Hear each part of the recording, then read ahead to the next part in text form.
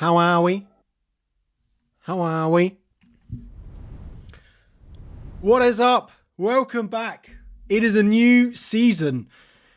We have FPL 25-26 and we are officially back for the new season. Thank you all very much for joining. If you are in already, almost 2.5 hours before the deadline, thank you very much for being in the chat. Thank you all very much for the support over pre-season as well. Honestly, I'm so excited to be back doing the streams. Honestly, I love doing videos. Pre-season is a whole world in itself. It is absolute chaos. So much happens. There is so much content to make, to put out, to watch, to consume. And now we are back to the main parts, the weekly routines that we have, the transfer plans, the transfer targets, the team selection, the complete guide, the deadline stream. We are back to do the usual stuff that we do every single week. So I appreciate all the support on the pre-season content, all the love for me and my new wife while we had our wedding over the summer. A little bit slow as I was on my honeymoon, of course. Last time I streamed, I didn't have one of these on. Lots has changed since the last time I streamed. I've had the best time. I've had the most amazing summer. So thank you all very much for all the support and all the love. It has just been amazing. Well, yeah. Thank you all. Thank you all very much. But we are back to do it for another season. FPL 25-26 is here. We're ready to do it all over again. It is worth noting that it is absolutely boiling in London, in the UK. And because I'm in the middle of London, there is always building works going on. So the builders are outside doing someone else's house, and it is just a sweltering in here. Just before I came live, I thought it'd be a good idea to go and have a cold shower, and I am already about 1,000 degrees. I'm already so hot. But we got 2.5 hours. We've probably got almost 3 hours of a stream to do. So thank you all for joining. We will get the team up in a minute. Don't worry. I'm not going to hide it for the whole stream. There are definitely things that are likely to change in my lineup though. So as it says just below me, my team is not locked in yet. Yeah. Shirt off stream. That is not happening. I do have a small fan in here. I wonder if I can have it on because I am sweltering. Let me turn it on and let me know if you can hear that. Let me know if you can hear that or not, because it would make my life a lot easier. But we haven't even done our usual rounds of hellos that we do at the beginning of every single stream. So let's say hello to you all. Let me know who is the one player that you are most uncertain of that is currently in your draft.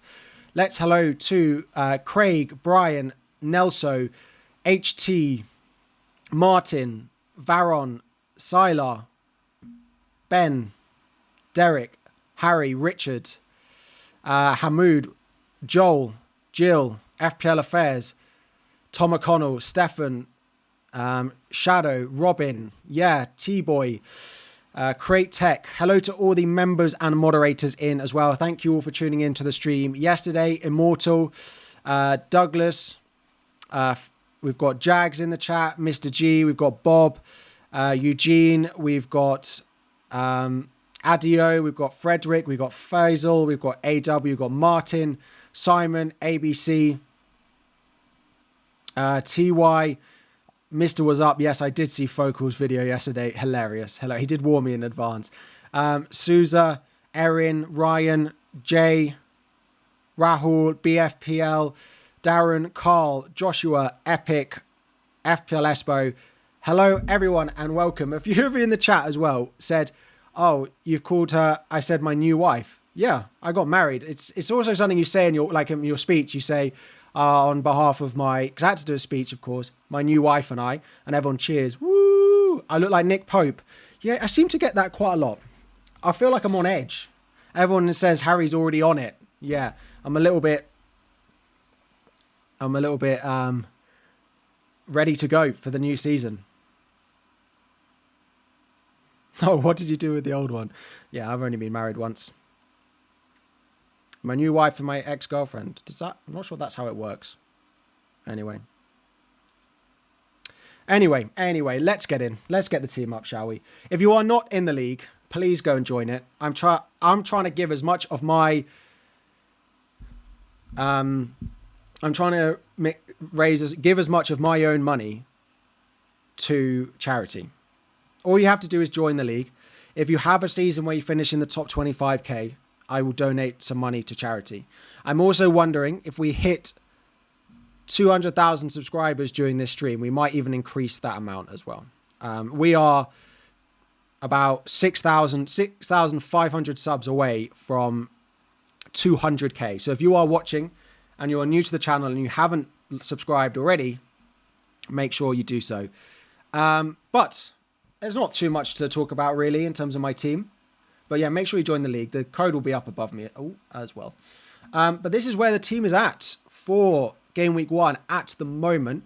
There are very small tweaks from what we saw, what I put in my draft was like in the videos over the past couple of days. The changes are I've taken 0.5 out of my Forest defender and gone back to Williams, who was in my drafts for about the first 2.5 weeks. And then I tried to upgrade him to Murillo, who I still think is the best pick.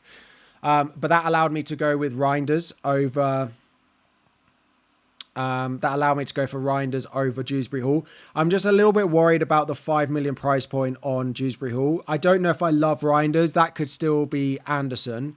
And then the other change is I've gone Agbadu over Dorgu. I really like the Anderson Agbadu rotation that they give. Yeah, that tends to work pretty well. And they're both very good for defensive contributions. So they are in. Morgan Rogers has stayed in my draft because he's been cleared and available for the game tomorrow. So basically it is I'm backing against Wirtz. That is basically what this comes down to. That's basically what it comes down to. Rogers, João Pedro. Let me do it as a poll, right? Add start a poll. Which combination is better? Rogers plus João Pedro or Wirtz plus Fulkrug. The thing with Fulkrug for me is if the Chris Wood pick hadn't have worked so well as it did last year, I would be less inclined to look at someone like a Fulkrug, but I'm just aware that have they removed the flag? Oh, they have. Thank you very much. Because Chris Wood did so well, I'm inclined to think that there's probably another 6 million striker that will do quite well this season. So it is that combination, right? It's Rogers, João Pedro, or it's Wirtz, Fulkrug.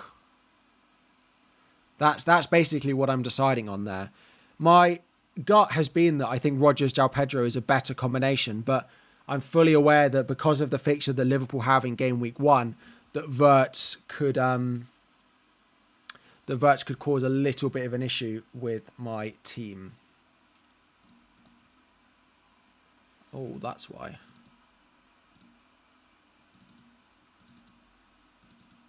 Sorry. My timers are all off in the top left. That's why there's nothing changing. Fantasy Challenge league code is up there as well if you would like it. If you're playing Fantasy Challenge this year, we will do that after the deadline. We will also talk about my new favorite game that I play every single day after the deadline as well, and that is Club.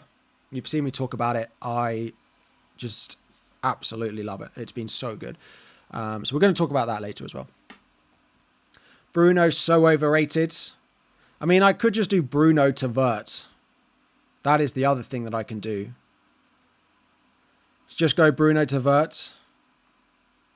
Just go Bruno to Wirtz. Well, I could do that.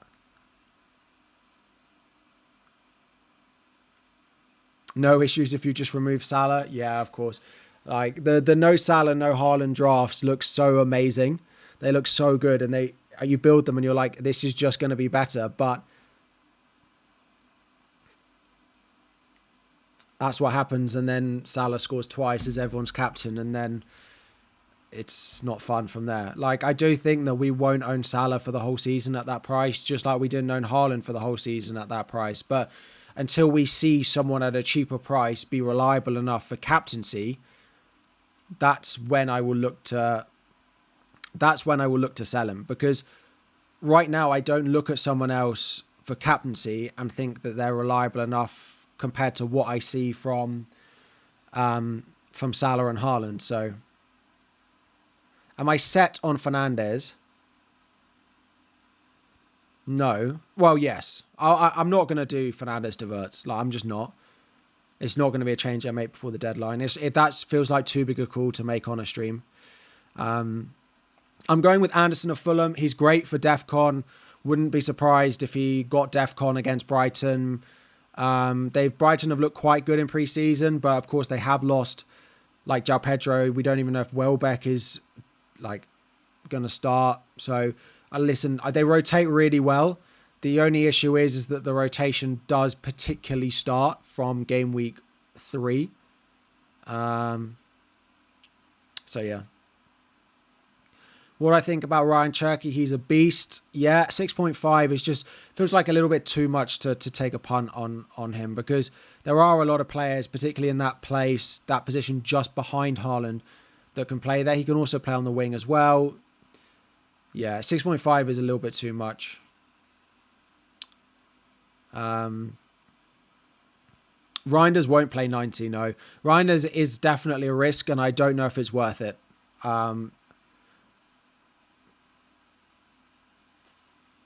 Yeah, I'm not sure on Reinders.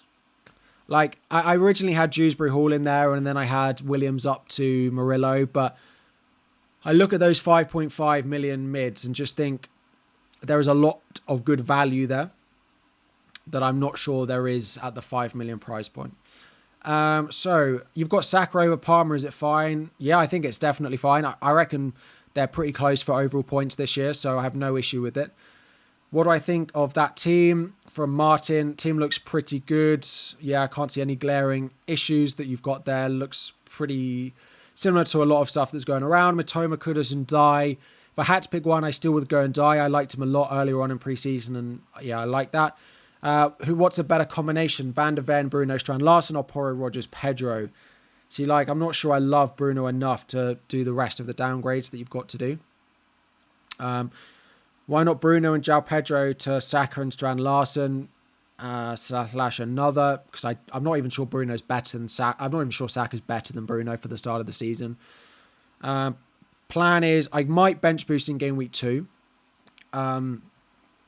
If Mark Guiu looks like he's going to get good minutes for Sunderland, and let's say Dubravka starts, I might just bench boost game week 2. Because I'll have Anderson at home to United, is pretty good for Defcon. I'll have Agbadou away at Bournemouth. The only issue is I've got Porro away at City. My defence doesn't look that good next week. But then I do have double Burnley defence, which will have Sunderland at home. The plan probably is to free hit in game week 6. And that's part of the reason that I'm not going Anderson. Is if I free hit in game week 6...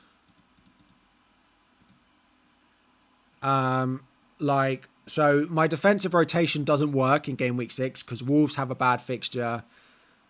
Fulham don't have a good game. I don't have any City. I don't have very much Forest, and I don't have any Bournemouth. So free hit 6 looks really likely for me unless I decide to wildcard earlier. So for example, if I decide to wildcard in 6, which is a small possibility. But probably save everything until I play my wild card, apart from my free hit, which is planned in game week 6. By the way, which background do you prefer? Do you prefer the purple or the blue? This one I wonder if I prefer this. The purple feels like it's a lot going on. It's very bold. Or this. Blue, purple, purple, purple, purple, blue, blue, purple. Cool. Nice and split. Good to know. Ignore the fact that the blue matches the shirt. Yeah.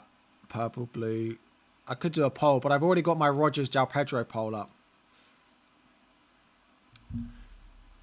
Well, we'll stick with it with purple for now. Will Areola start? I wouldn't buy a West Ham goalkeeper because I think Hermansen will be the long-term solution, but I am just not... I'm not certain he definitely starts game week 1.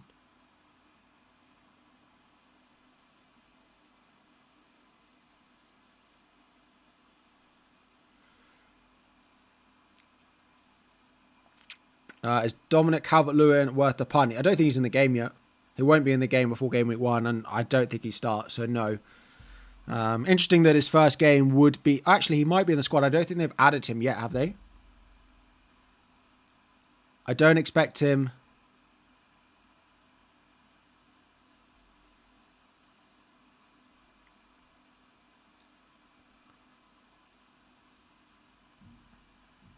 Sorry, one sec.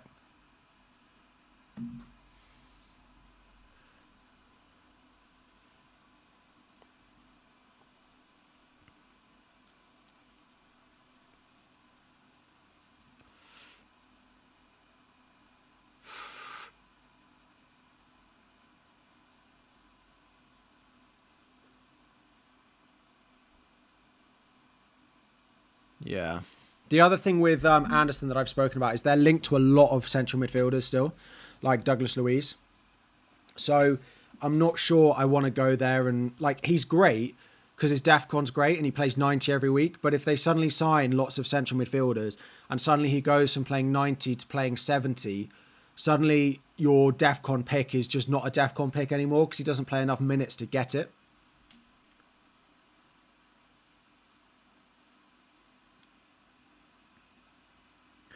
They're just linked with a lot of central midfielders. Douglas Luiz is one. They've got McAtee. He plays further forward. But there is just a lot of minutes risk going on in that Forest team at the moment. And they're going to play Europe this year. So I don't know if we'll see Anderson playing 90 every week like we did before. Which will definitely impact his Defcon. Definitely will. So why have I gone Agbadou? So I'm going to use FPL Focal's website to do this. You can get the app. It's completely free if you want it. His website is great. So if I go... So I won the first, like... Let's say I go first... Let's go first 12 weeks, right? And I really want Anderson because I really like him as a pick. For his Defcon is great. You can sort by rotation. And Fulham... Sorry, Wolves and Fulham is the best rotation you can have. Is the best... Yeah. Rotation you can have if you want Fulham. So Brighton and Bournemouth in the first 2 is okay, but then you get Everton at home, Leeds at home, Leeds at home again. Game week 6, I'm going to play my free hit. Game week 7, I have a choice. Then Sunderland away, Burnley at home, Wolves at home, Everton away, Sunderland at home. The rotation between Wolves and Fulham for the first 12 weeks, and I've just got to hope that game week 1, Anderson gets Defcon, and I'm hoping game week 2, whichever of the 2 I play goes and gets Defcon as well. And then from game week 3, I think the rotation is really, really good. It doesn't work quite as well with United as maybe I'd have hoped, particularly when you get further down the line. And these 2 are right up there for Defcon. They're 2 of the best 4.5 million defenders. So I'm going with boring picks for my 4.5 million defenders. Like, I like Diouf, I like Dorgu. There are lots of good 4.5s who are much more attacking than the 2 that I've got. But I'm going boring Defcon for my cheap ones because my attacking picks, I don't really have Defcon picks elsewhere in my team. I could play a starving game week 2, that's true, but I've got Porro who's got City away in 2. So I've got Williams, who's away at Palace. I've got Porro, who's away at City. Anderson, I'll probably play at home to United. I'll probably look at Fulham and Wolves and see who I think gets on better in game week 1 and probably refer. And then I probably will start Estev. And I'll probably play Sanchez over Dubravka. So I'll probably have one Burnley defender. I probably won't bench boost, to be honest. Feels like I'm really forcing Rodgers. To be honest, I mean, I could end up forcing Vert, which would make the situation worse. But I'd have to downgrade João Pedro. So that's what the poll is in the chat. What's Defcon? So basically in this game, in FPL this year, you get an additional 2 points if your defender makes 10 defensive contributions. So clearances, blocks, interceptions, and tackles. You also get it for midfielders, but they also have recoveries added, but they have to make 12 of them. So suddenly defenders and centre-backs become more appealing because they are likely, and some of them are great at it, like Gabriel, your top Premier League team defenders are not as good for it as maybe some of the others because they have the ball more. So Agbadou is really good for Defcon. So is Anderson, and they rotate really well. Is Porro worth 1 million over Van der Ven? That is a question I have definitely asked myself. But Porro just has the ability to play a lot of minutes, take a lot of set pieces, and we've heard from Thomas Frank and the Spurs team that they are much more focused on keeping clean sheets. He's come in and got a big mantra that clean sheets, win matches, and win trophies is what he said. So Spurs are going to massively focus on that more. Porro without Maddison gets the boost that he's likely to take a lot of set pieces. Now, the only issue with that is if they sign Eze, he will take some of them off Porro. That will just happen, which is the only little bit of a concern. But if they do sign Eze, which does look probably quite likely, we can just deal with that. Munoz is there ready and waiting as soon as Porro becomes an issue. Munoz's first 3 are not as good as Porro's, but once you get to 4, if you need a defender for Porro, you just go straight to Munoz. Why Anderson over Palace defender? Particularly because I want Munoz. I think I will want him. I also might want Lacroix. And I want to see how Eze and Mark Gay leaving might impact Palace. That if I go Richards... So the other thing is, Agbadou is almost set to be in my team because he rotates well with Palace and with Fulham. I've got to choose between Anderson and Richards. If I go Richards, I don't really have a game week 1 pick as much. So I could go Richards and then I could go a Leeds defender instead of a Estev and play the Leeds defender in game week 1. But I think I'll want Munoz for Porro later down the line. And I don't want to have double Palace defense, I don't think. Lots of questions on the quotes from Maresca about Tosin. He still is really adamant he wants another centre-back. And if he wants another centre-back, I just think once Champions League starts, Tosin is an issue. He won't ever get Defcon as well. Do I consider any Villa defenders? I quite like Konza. I think Luca Dean is going to play lots of minutes early on and we'll all like him very soon, and then we won't like him because he'll lose his place again. But they don't keep enough clean sheets to really be good enough picks. And Konza's really not very good for Defcon as well, is the other thing. I was really surprised to see quite how low he ranked for it. And I really like the Dorgu pick, but the thing we've got with a Defcon defender is someone like a Dorgu. I don't want him to be first sub when he's got a bad fixture. But if you have a defender who's really good for Defcon as your first defender in a bad fixture, like if Agbadou subs in, let's say he's got City at home, chances are his base is going to be 4 because he's going to get 2 appearance points. He's probably going to get Defcon. Defensive contributions, sorry. I'm going to have to say Defcon as the season goes on because defensive contributions 50 times every hour is going to be a lot. But yeah. So that's why I've gone Agbadu. Plus the rotation is just much better. I'll get the rotation back up, but you can see here, like game week 1 and 2 is not perfect, and that's the only concern I've got. But I just got to hope that Anderson gets Defcon away at Brighton and Agbadu gets it away at Bournemouth. And then I have Everton at home, Leeds at home, free hit 6, Brighton at home, Sunderland away, Burnley at home, Wolves at home, Everton away, Sunderland at home. Between the two of them. So that's where we're at. Yeah, Rodgers being cleared in the press conference means I don't think you're accounting for City scoring 4 goals. Yeah, but that's why I'm not playing Agbadu, right? Because I do expect them to concede.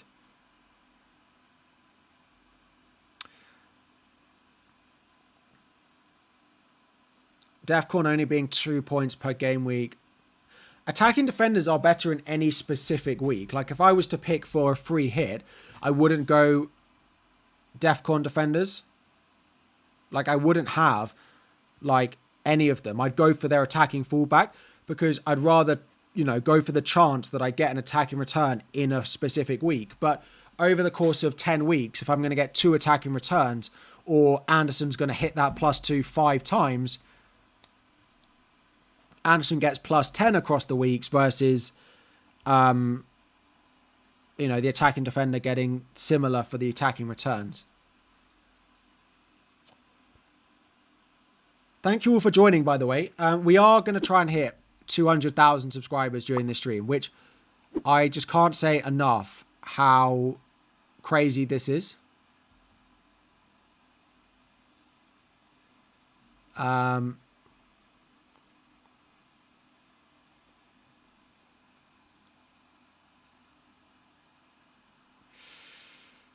We are going to try and hit 200k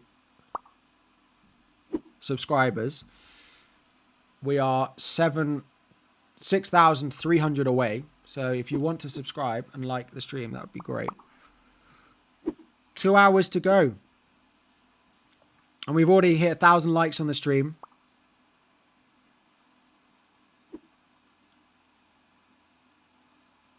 Just watch Harry in real time, realize Defcon's overrated. It's really good over a long period of time. It's less useful over a short period of time. Sorry, why no Illiman and Dye? I found a way to upgrade him to Rodgers, who I probably prefer. Kukurea and Anderson versus Tossin and Rodgers. I don't love the Tossin pick, so Kukurea. Who is Reinders? City's hopefully new number 8. You could consider Reinders and Watkins to Wirtz and Fulkrog.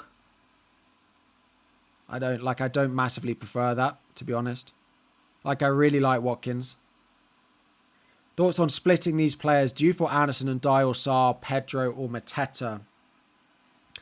Well, I'm going Pedro over Mateta to start with. I'd probably go and Dye over Sarr because I'm not certain on Palace if they lose Eze, and probably Anderson over Diouf because I don't love the West Ham fixtures after game week 1.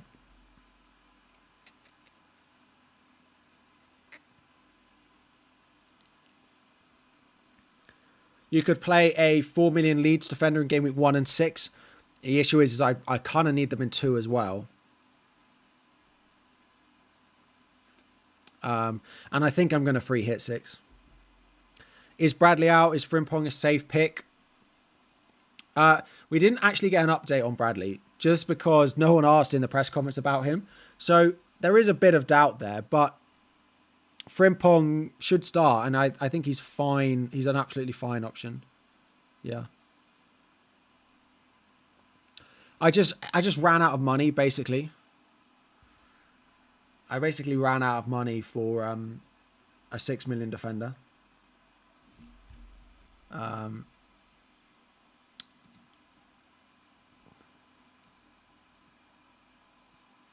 Sanchez, Virgil van Dijk, Rodgers, or Alisson, Kukurea, Sarr. I don't like the Alisson pick.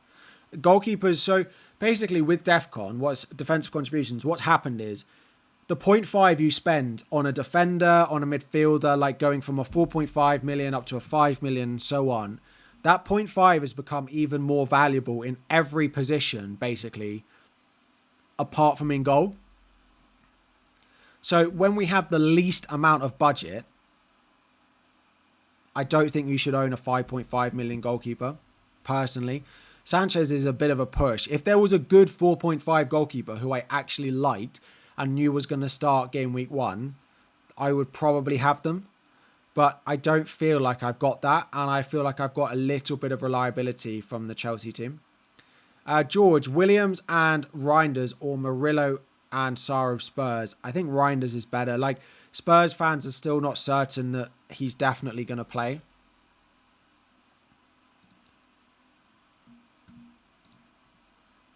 Yeah, White Anderson. He rotates really well, and he's very good for defensive contribution.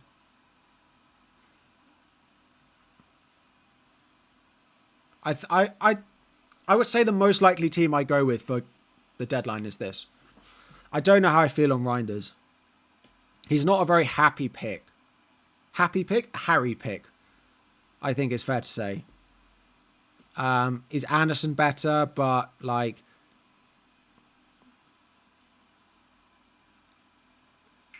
So that's where we're at. It's really that Reinders pick. I just think I'm going to go against Wirtz now. Rodgers up to Wirtz, João Pedro down to Fulkrog. Yeah, I don't know how I feel on that. You're not a template pick. Yeah, fair. Fair. Would Dubravka start game week 1? Probably. He's apparently available for selection, so I would expect so, but it's not guaranteed. Why haven't you got the 4 million Wolves defender? So, just because, yeah, he's 4 mil, Hoover, he plays right wing back. They are still looking at players to play in that position. Now, they might not sign one, in which case he should keep his place because Semedo's gone. But I'm not sure he is definitely worth it for the attacking threat that he adds when I do have Agbadu, who is good for defensive contributions. If I knew Hoover was definitely nailed, he probably would be in my team, if I'm honest. But I don't think we do know that. And like, they might sign another player to play that position. Is Elliot Anderson now a bad pick? No, not at all. I still like him. I might end up with him by the deadline over Reinders. Part of me just sees a 5.5 million mid as a route into a City team where I don't have Erling Haaland and think maybe that's the way to go. But coverage doesn't exist, right? You can't just buy Reinders hoping he covers some of City, because if Anderson outscores him, you're still better off going with Anderson. Harry Wilson, I think, is a good pick at 5.5. Opening fixtures are not bad. He takes a lot of set pieces. Yeah, I quite like Harry Wilson. He was in one of my early drafts, and people didn't love him. And he's since come out of my drafts, but people have become more positive on him. Yeah, Gvardiol is flagged. He is ruled out. Pep Guardiola said he is not available for the game at the weekend. So if you are one of the something like 15% of people who have him in your team, you probably need to go and look elsewhere. Probably an 8 Nori. Like, if you want a City defender and you've got Gvardiol, I probably would just move sideways. I probably would just move sideways and go to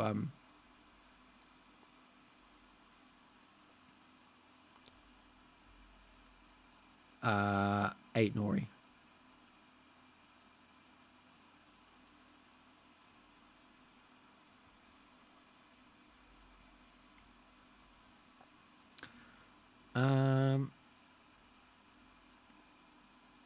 Why no Dorgu? Why no Diouf?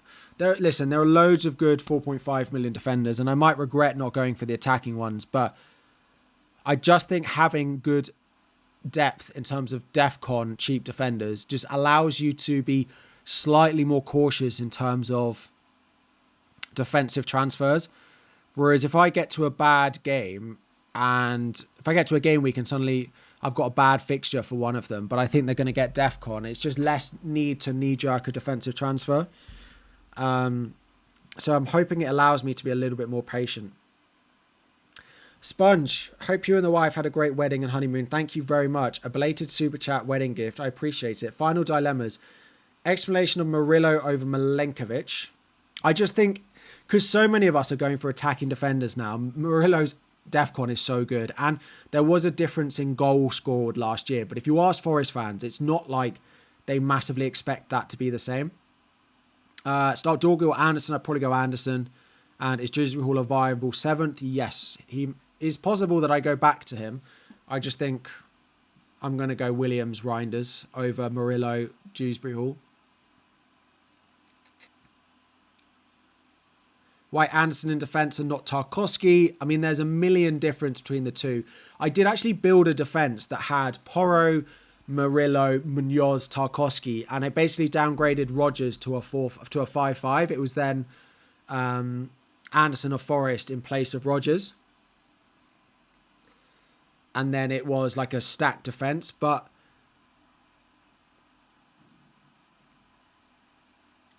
I just decided with the Branthwaite injury not to do that, basically. And I got excited with Rodgers being back, effectively.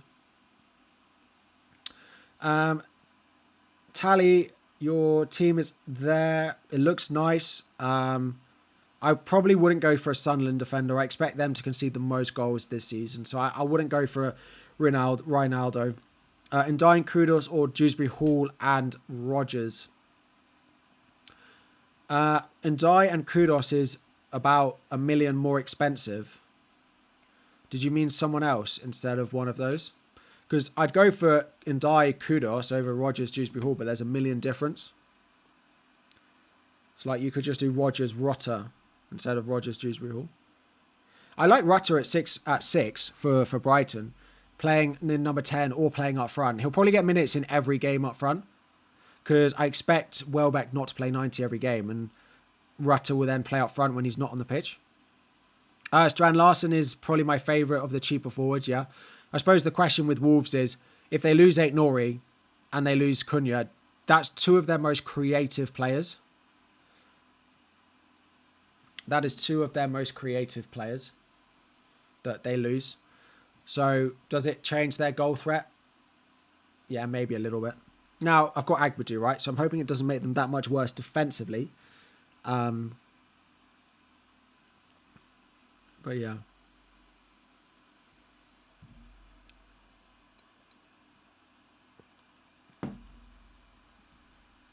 Oh, the live chat's not showing. I brought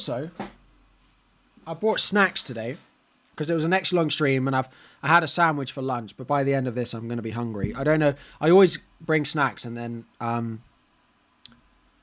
decide not to eat them, but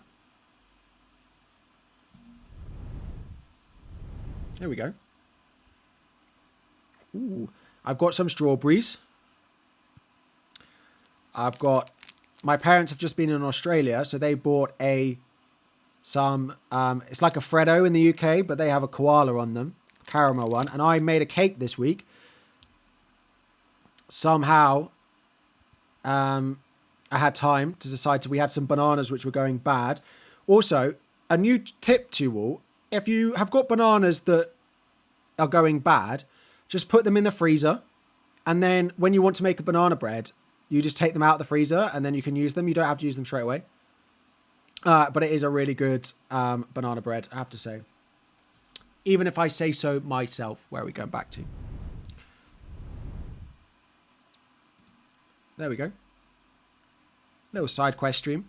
FPL and baking. Cooking with Harry. Exactly.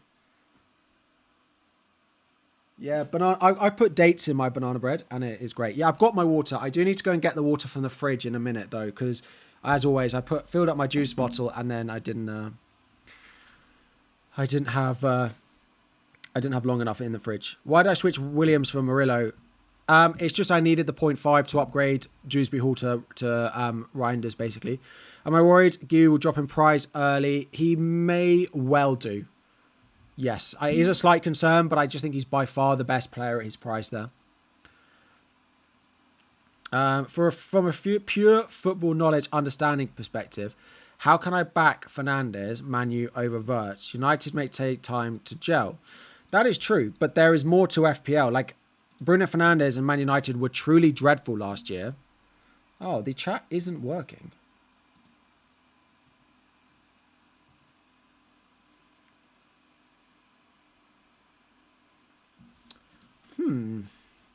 Bear with me. Let me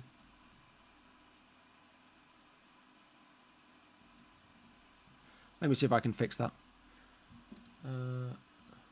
Let me put my league back up just in case. There we go. Make sure you join the league if you haven't already.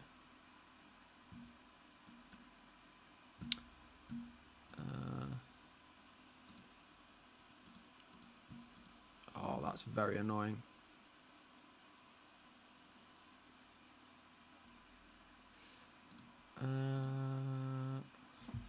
Bear with me. Bear with me.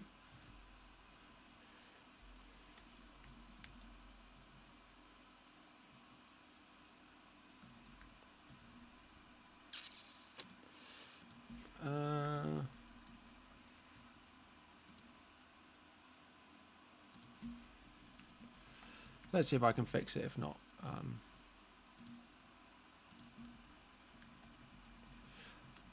so let's do some question.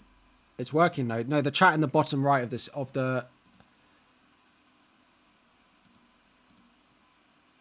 how did I log in? I'll log in with YouTube. I bet that's how I did it. Right, we're on to it. We're on to it. We're on to it.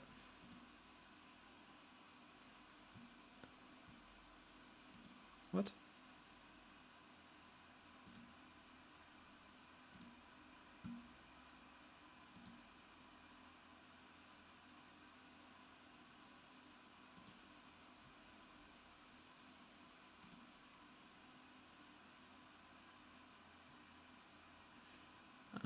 Cool. Here we go. How do I do it again?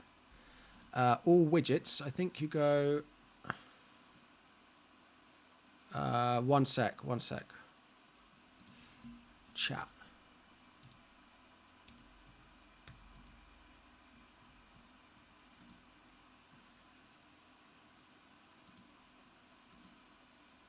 Let me try this. Hang on. If it doesn't work, then we'll just crack on. Oh, there we go. We're back. There we go. We did it. We did it. We did it. We did it. Thoughts on Michael Keane? I don't think we know for sure that he's going to start. They might go and play him at... they might play Patterson at right back and move O'Brien into centre back. So as much as I loved a Keane punt, yeah, it's not for me. Fortunately, is Rodgers definitely playing? He was confirmed fully fit today, so I see no reason why he wouldn't. Similar team, but you have Gyökeres and Saka over Watkins and Bruno. Thoughts? I don't mind it. I like double Arsenal for their opening fixtures. I don't think is fully necessary, but yeah, I like one Arsenal if you want it, but I don't think two is necessarily needed. 8 Nori and a Dingra versus Rodgers and a 4-5. If you're playing a Dingra every week, I prefer the Rodgers route, to be honest. Should I have Bruno or Marmouche? I prefer Bruno. He's the one in my team. Welbeck versus Larson. I just worried a little bit about Welbeck's minutes. So I would go... I'd probably go Larson over Welbeck. I think I'd go Larson over Welbeck. Sponge is king of the chat. Sponge, are you at Fest today? Anyone in the chat is going to Fantasy Football Fest in London as well. Please let me know. Am I bench boosting? No. Definitely not. Doesn't say bench boost active, no. Let me just check. What do I think about swapping Reinders and Rodgers to Rutter and Ndai? I don't mind those splits either. The thing with Villa is I just hope that I can just not panic on them for 7 weeks. Like, their opening 7 are just great. And then in 8, they play... Like, it... I just like their long-term fixtures a lot. Like, first 7 weeks, they're top... First 6 weeks, like, they're top of everyone's fixture ticker.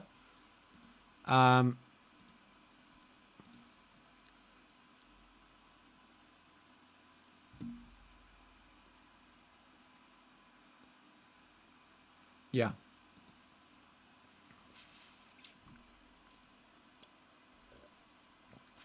Rodgers is pictured back in training and he said he's available to play. Why no concert? Just because there's other things that feed into defenders that... Like, the fixtures look good for goal scoring ability. I don't know how I feel about Villa keeping clean sheets, though. Hammocks, let me take a look. I do apologise. I'm trying to do my best. With Rodri, Foden close, move Reinders to Dewsbury Hall and Williams to Murillo. So that is the change that I have literally done in the opposite direction today. My team originally had Murillo, Dewsbury Hall. I don't see Foden as as competition for Reinders, really. For me, Reinders is the...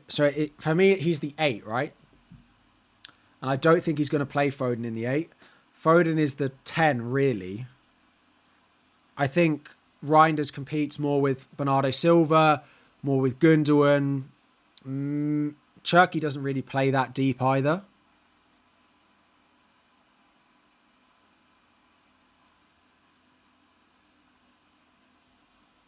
My team looks more balanced after I got rid of Dewsbury Hall. Yeah, but the reason for that is because I have a different Forest defender who's not as good, but it still looks the same because he's still in the Forest kit. So I'm trying to, kid myself that I've just still got the same defense, but Murillo is definitely the best. If I could have Murillo, like Tielemans, if Tielemans is on pens, then he's suddenly such a good pick, but I just think they'll give it to Watkins. And if they play Tielemans in the 10, he's a great pick. But he's played, 8 a lot. Like, I don't think he'll be as far forward. It depends if the likes of Marlon starts. Like, they could go Marlon left, Rodgers central. So there's just lots of factors that can impact Tielemans. I think Tielemans is a good pick at 6 mil. But if I'm going Villa, I think I'm going Rodgers. Because I also want to have a player in that position who has the ability to match, to get close to Wirtz. And if one of them is to explode, I think it's more likely to be Rodgers. Yeah. Williams and Anderson versus Williams and Murillo. If I could double up on Forest, if I had money to do Anderson up to another Forest defender, I definitely would. Definitely would. Pedro and Dewsbury Hall or Fulkrog and Sarr. Oh, João Pedro and Dewsbury Hall or Fulkrog and Sarr. Probably Pedro, Dewsbury Hall. Why not Nori? Gvardiol is not fit. Yeah, I do just think it makes them a bit worse defensively, like not having Gvardiol. I think he's one of their best defenders. So as much as it makes him more nailed, it makes them worse defensively.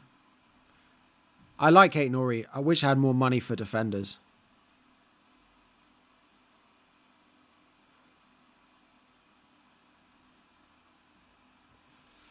Wish I had more money for defenders, but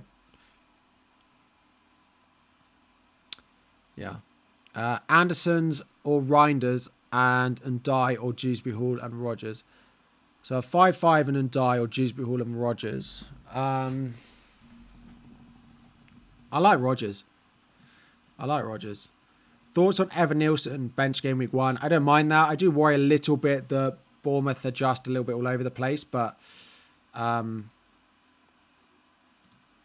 like him if you can bench him. You have Williams, Reinders, Rodgers, and Agbadu.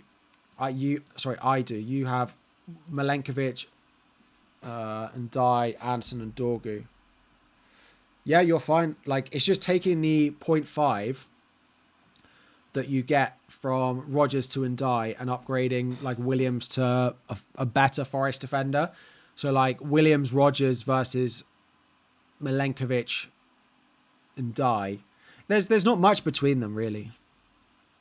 By the way, I hope you can't hear my fan. It is doing a good job of keeping me much cooler than I was when the stream started, so... yeah, we have just an hour and a half to go. Plenty of time still, but we are trying to hit 200,000 subscribers, which we are 6,000 away from now, which is a big goal. But we are going to put subscriber only mode on because the chat is hectic.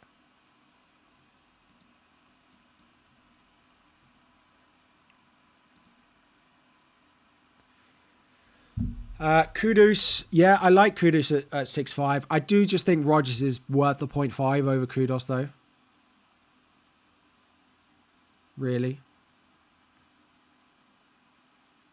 I just think Villa will score the most goals, like, out of any of those teams. And, like, I look at Illiman and Dye, and I know their opening fixtures are good, so I do like and Dye. And maybe if I have never moved often Dye, I could just go Murillo in defence. But I just like those Villa fixtures. I like Rodgers a lot. He's been good in pre-season.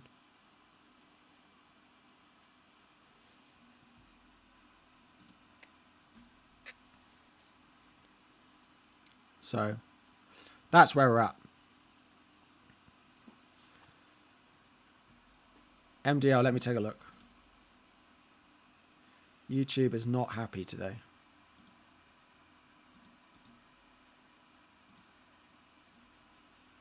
Doesn't like. Gakpo, Porro, or Vert van der Ven? Gakpo, Porro, Vert van der Ven. Probably Gakpo, Porro. I'm not sure there's that much of a difference. I like Gakpo. I think he's being massively underlooked. If I had to pick 4.5 defenders to rotate, Tosin, Dorgu, Konza, and Van der Ven. I wouldn't go Tosin and Dorgu together. That feels like a huge risk. Van der Ven would be in. I probably would go Anderson. Konza's fine if you want to play them. And maybe I wouldn't go Richards either, because Richards and Fulham have the fixtures in the same week. I'd go onto FPL Rotation Planner and see what it says. I wouldn't want 4.5s though. I am interested in Dorgu. I think he's really nice. And I actually think once the United fixtures get better, like if we look at their fixtures, well, once we get to like game week 9 and you can start playing a defender a bit more reliably, then maybe we'll have a look at that.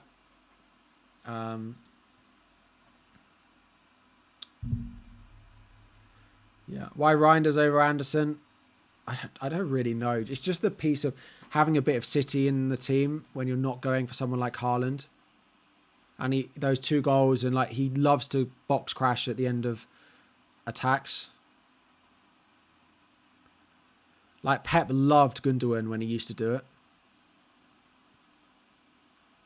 So have I thought about Ekatike at all?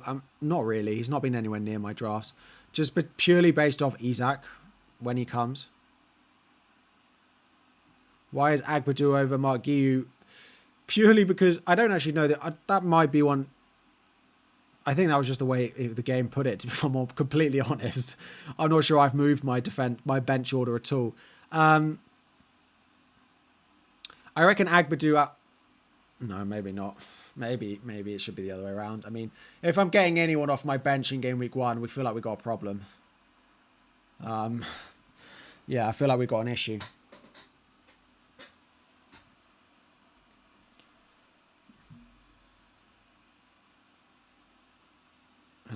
Yeah, if we get anyone off my bench game week 1, we've got a problem.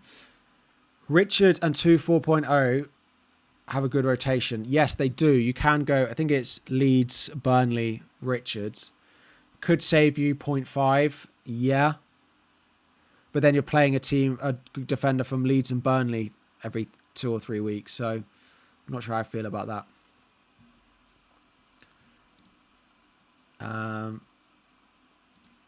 Aaron, Tarkowski and Murillo versus Cucurella and 8 Nori. Cucurella and 8 Nori is $1 million more expensive though. So I feel like that might not be right. Because I'd go Cucurella and 8 Nori definitely. If you've got the point with 1 mil spare. Granit Xhaka as an option at 5 million I think is a fine pick, yeah.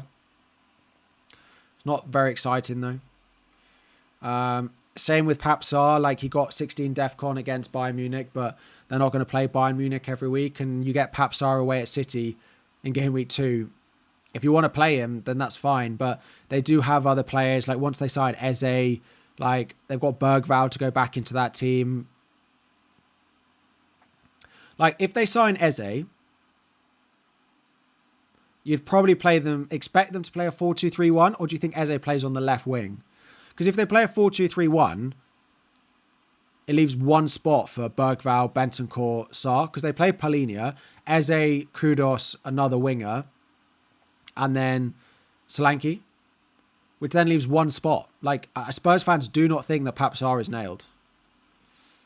Eze in the middle, exactly. So if you play Eze in the 10 and you've got a winger either side, you've got Palhinha behind, that only leaves one midfielder for Bentancur, Pape Sarr, Bergvall. And the other issue with that, even if he does start, he's the first name in that list that's going to get taken off. And if you're picking a Defcon defender or a Defcon midfielder, you need them to be on the pitch for 90 or close to it, because like all the Defcon data is like, yeah, like this player's great per 90. But if they're only playing 50, 60 minutes, then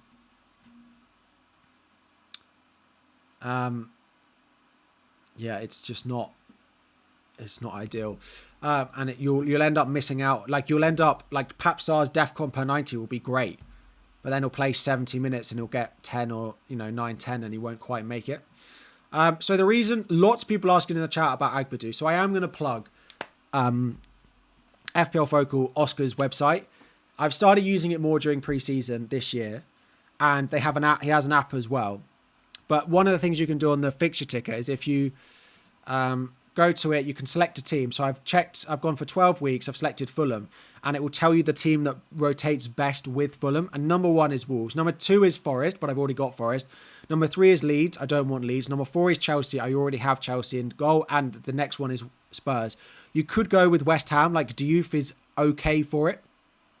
If you wanted to do that, you'd have to play Diouf for the first 3 weeks though. And a lot of us have Chelsea attackers and Forest attackers, so it doesn't work. So game week 1, I play Fulham away at Brighton. Game week 2, I pick between Fulham and Wolves. And then from game week 3, it looks so good.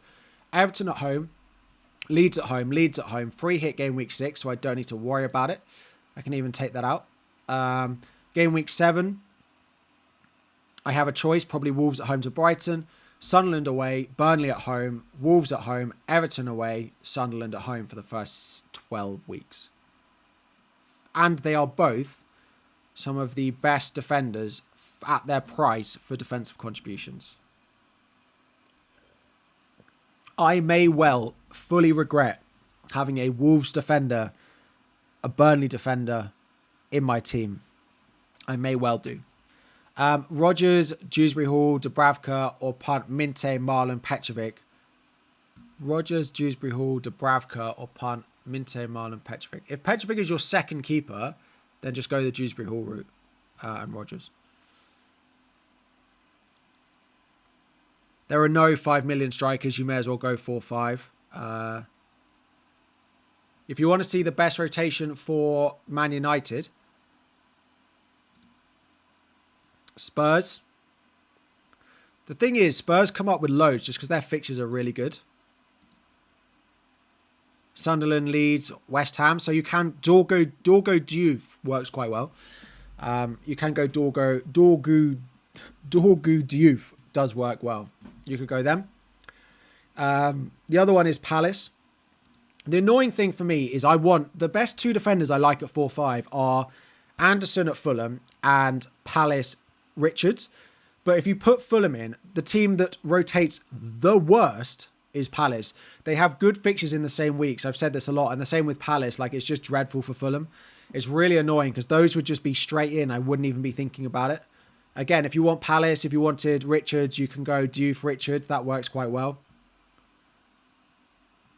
You do just end up playing Palace just a lot though. But West Ham, Diouf, Palace, Richards works quite well. Maybe that's more exciting than Anderson, Agbadou. Maybe that's more exciting. Like if you want West Ham, if you want Diouf, then Richards is a really good option.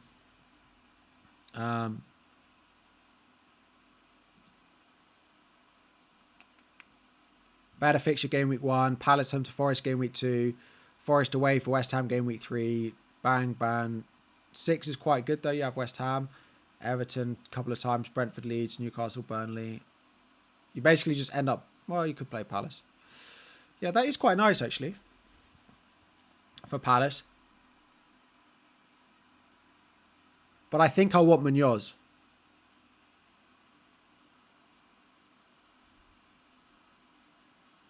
That's the thing. I think I want Munoz. So I want to leave the Palace spot open. But Palace, West Ham, Palace is interesting. I just worry that they might get a little bit unsettled. Rodgers, Dewsbury Hall, or Sarr or Dingra. I don't love the Adingra pick. Like, I just don't think Sunderland are going to score enough goals to really warrant him being a good enough pick. Manu is West Ham as well, if you want Manu. That has got me wondering, do I prefer West Ham Diouf over...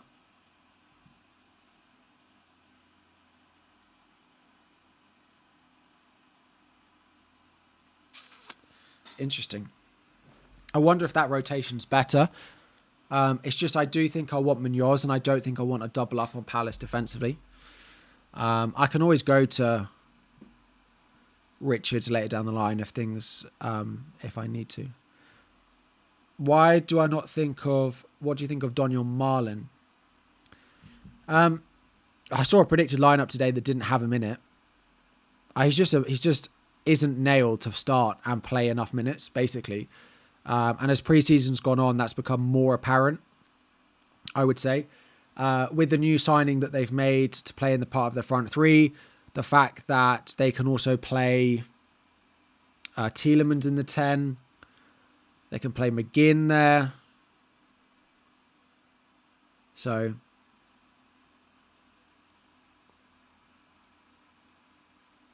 Isn't that the same for Mark Guiu? Don't think he's... Yeah, but that's the difference. Mark Guiu's 4.5. He's going to sit on my bench every week. Whereas if I'm paying 5.5 for Marlon, I'm going to be wanting to start him every week. And that's where the issue is. Mark Guiu is going to sit on my bench all season. I virtually don't plan on playing him unless there's a specific week that he started a few games in a row and looks good. But I'm not even sure we will ever know that. Ekitike, Gakpo... Yeah, the Liverpool attackers, that's my big fear. That is my big fear. Is particularly the Liverpool attack and only having Salah. Diouf over Van der Ven with Richards. Better defence. I like the Spurs fixtures. The long-term fixtures are good, and they have said they're focusing very much on clean sheets for them. So... Tarkowski, still an option. You mentioned doing Porro to Munoz in Game Week 4, but wouldn't Tarkowski and Van der Ven be better to allow you to keep Spurs assets Game Week 4 to 7? Yes, the only issue is if I free hit 6, I do lose some of the appeal of keeping Spurs. I might end up keeping Porro. I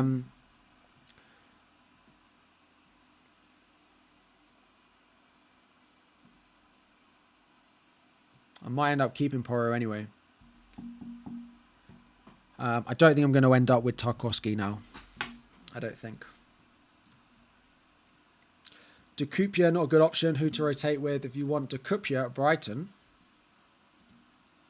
For 12 weeks, it's Van der Ven or Diouf. Or Wolves.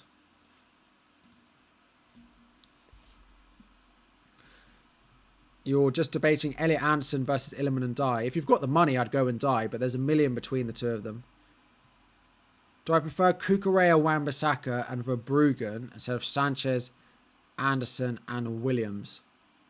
No, not really. I also don't love Wan-Bissaka as a pick. Diouf feels much better anyway.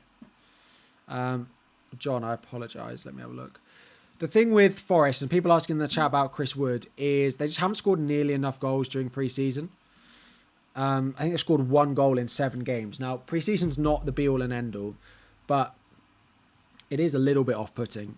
John, Sanchez, Porro, Frimpong, Milenkovic, Wirtz, Cole, Bruno, Rodgers, and Saka, Watkins, Pedro going with Salah season long. Yeah, if you're going without Salah, the team's really nice.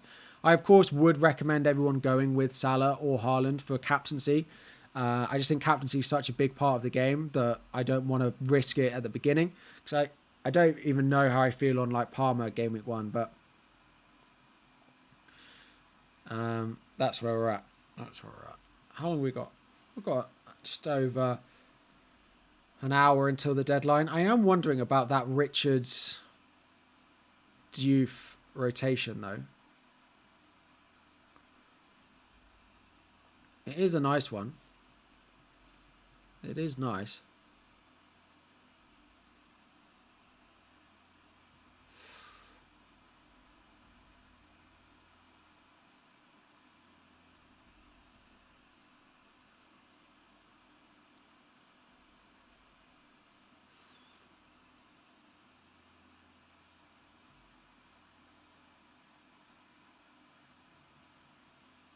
Probably Murillo. Not so much. Oh, right. Yeah.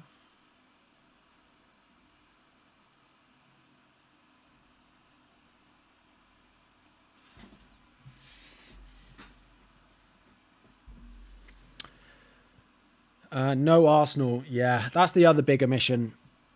I'm just going to hope that the opening fixtures don't punish me enough, and not that many people have them. So I'm willing to go against them with players who are slightly cheaper for the opening few weeks, and then hope it gets better. How many weeks have I built for?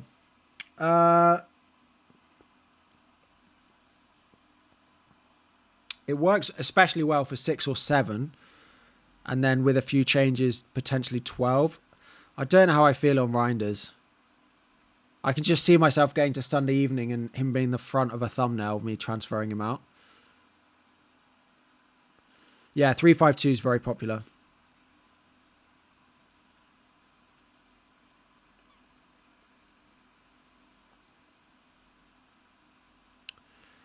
You're going Saka and Gabriel. I don't mind it. So I said this in my complete guide video earlier. Arsenal are predicted to keep the second most clean sheets in the first 6 weeks. And then from game week 7, we're all going to want them. So should we just be going and buying them? The thing with spending loads of money on defenders early on is defenders are great when they are long-term and you can set and forget them particularly. And the issue is short-term, you can get attackers which are likely to do really well over a short space of time and have much bigger impact. If you're wildcarding late, investing in defenses is a good idea. But if you... I mean, I am thinking of 13. But there are just so many good attackers that I like.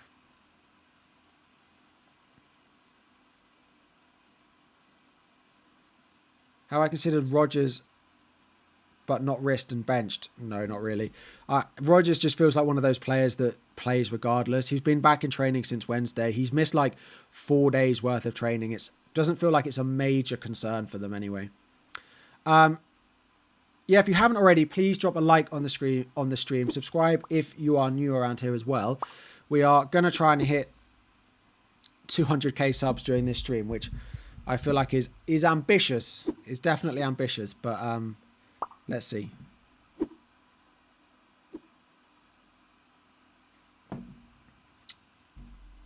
Is Rodgers that much better than Ndai? No, I just like the fixtures for the long term for them a lot, and he's back. The thing with Villa is particularly at the end of last season when they didn't have when they had Rashford and they had Asensio, it pushed Rodgers' positioning all over the place. And now that they don't have them, I think it makes Rodgers better again. So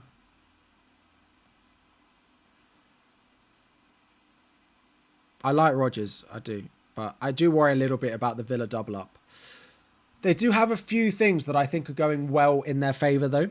Game week 1, they play a Newcastle team who feel like they're all over the place. And game week 3, they play a Palace team which could have lost Eze and could have lost Gay by that time as well. And play Europe in midweeks of game week 1 and 2 and 2 and 3. That is the other issue that puts me off Palace, is their Europa Conference League qualifiers without having the depth to really go and do it. Do I look at Gyökeres, 43 goals last year? I like Gyökeres and I think he'll score goals in the Prem, but I prefer Watkins at his price and I'm not going to go for both, I don't think.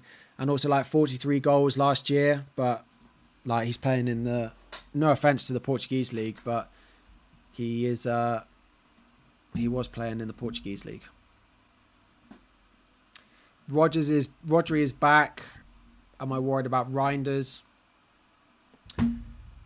So the Rodri being back can do two things for Reinders. It can mean he's a bigger minutes risk, which is definitely true. But it can also unlock him more. Because if Rodri's in the side, that number 8 doesn't need to do the defending work. Because Rodri can do it all with the back 4. But if Rodri's not in the team, Reinders is more likely to play. But he's probably also more likely to be asked to do defensive work. So although Rodri back might not mean he's as nailed, it also means he's probably more likely to get further up the pitch when he is playing.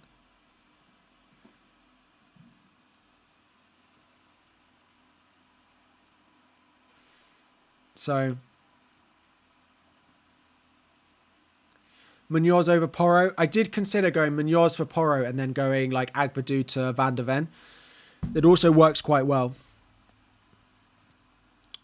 If you don't think Porro is worth it over the Van de Ven pick, then I would do Agbadou to Van de Ven and Porro to Munoz probably.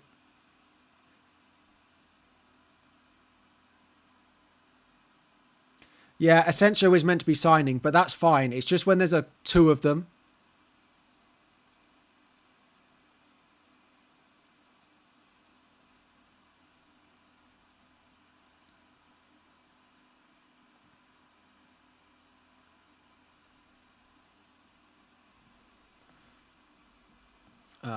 Cool.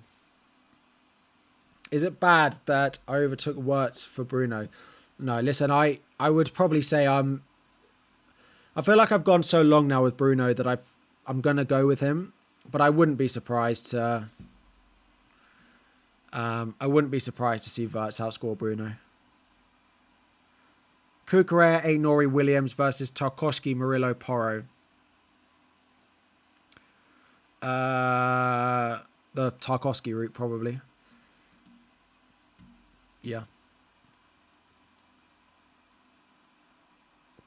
Mark asked my opinion on Paqueta as a differential. He's all right at 6, but I prefer Rutter at the same price. Harry, I just want to thank you for your work and content. I love it. I appreciate that. I'm looking forward to the deadline passing. I love preseason. It's been great. I've massively enjoyed some of the content, and I've put so much work and time into my content this preseason. And it's nice to see that the comments on the videos show that you have seen that reflected. But I have to say I've been at my desk from like 9 till 9 most days. 9 till 10 most days. So I'm looking forward to watching some football tomorrow and relaxing a little bit. Why have I not thought about Haaland over Salah? I have. I just think Salah is more reliable for captaincy. I think 3 of the first 4 weeks he's a good captain. The other thing on Bruno is game week 3 captaincy. Oh dear. What did I click on?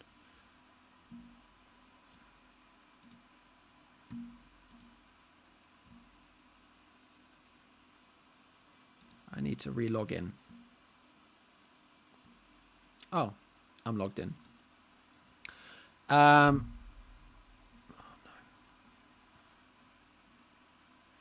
I feel like that's made it really small, but it has.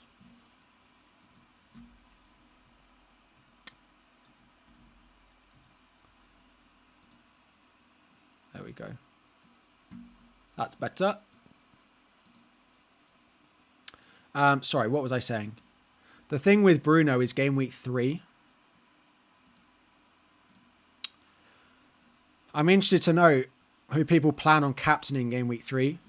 And this is part of the reason that I like Bruno over Wirtz. Because Bruno gives... I think people will go Palmer home to Fulham in the early kickoff. And maybe that is what I do when I get there. But if Salah's got Arsenal at home, people will want a different captain. I think Palmer will be the popular option. But Bruno does have Burnley at home.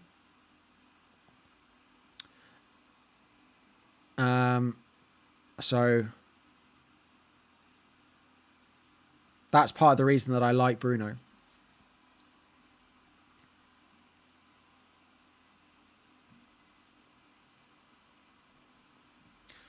Richards over Anderson. Yeah, Richards works instead of Anderson, definitely. Just if you think that Palace are going to be fine if they lose Eze and Mark Gay. Rutter and Pedro Porro and Watkins versus Romero, Rodgers and Mateta. I just really like the... I don't think Rodgers is enough for Watkins. What do I think on double Everton midfielder with going in Dye and Dewsbury Hall? I think it's too many eggs in one basket. To be honest, if I was going Dewsbury Hall, I wouldn't go and Dye. So I would swap and Dye to someone else like Assar, trying to go up to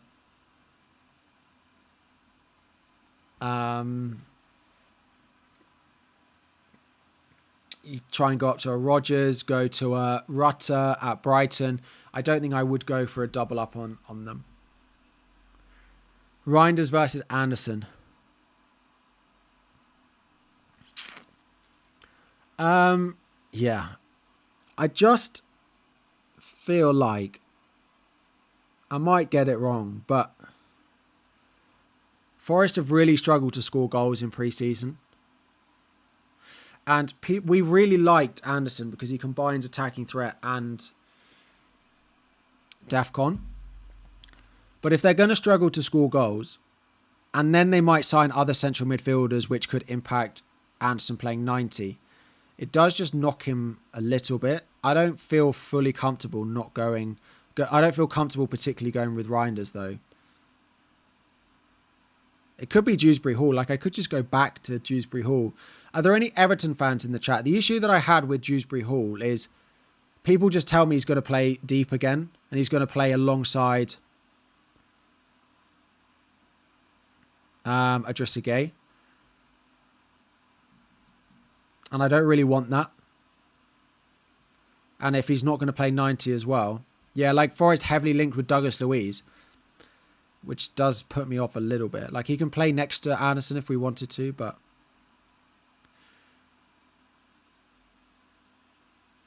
You think Dewsbury Hall is a great prize, a great pick? Yeah, he played 10 in the most recent pre-season friendly, yeah. But that was before they signed Grealish. And now 2 of those front 3 spots are going to be Ndiaye and Grealish. And then you've got to presume there's going to be one more. Like, is that going to be Grealish playing wide with Dewsbury Hall in the 10? Or is it going to be Dewsbury Hall in the 8? In which case he's less appealing.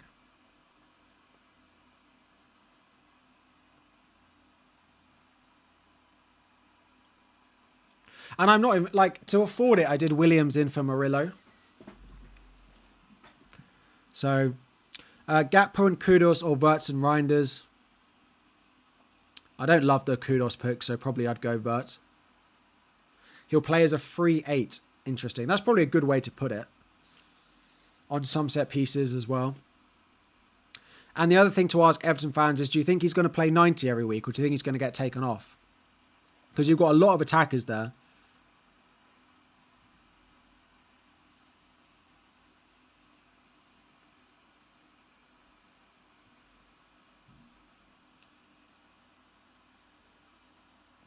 Alcaraz as well, they've got there.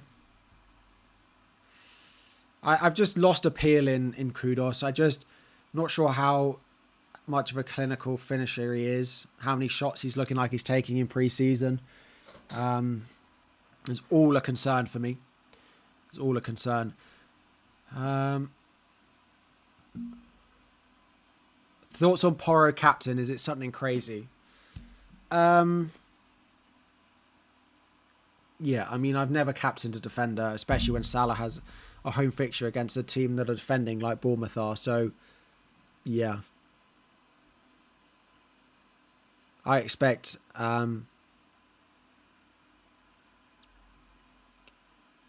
don't expect much from Bournemouth to start the season. I think Mark Yu will start eventually. I don't think he'll start the first couple of games. So if you're worried about him dropping in price and you think you'll want to sell him, then go with someone else. There just isn't anyone else. That's the reason that he's in so many teams. You have a spare 0.5 and die to Rodgers, wildcard 9. You have the idea of using the 0.5 for Wirtz to Bruno in 2 weeks. Then back to Wirtz. Then and die to Rodgers in 5. That's a lot of transfers you're already booking in. Wirtz to Bruno and then back again is not worth 2 transfers this early on in the season. Rodgers and Hoover or Ndiaye and Agbadu. Probably Rodgers. If Agbadu is just on your bench, then I think it's fine. You're debating about putting Semenyo in as a differential. I'm just a little bit worried about Bournemouth to start the campaign. They just feel all over the place. I just don't think Semenyo is worth 7 million. Basically. Why not Wirtz instead of Fernandes? Yeah, that's probably the big thing that I could change. I think that's probably the big thing that I could look to change.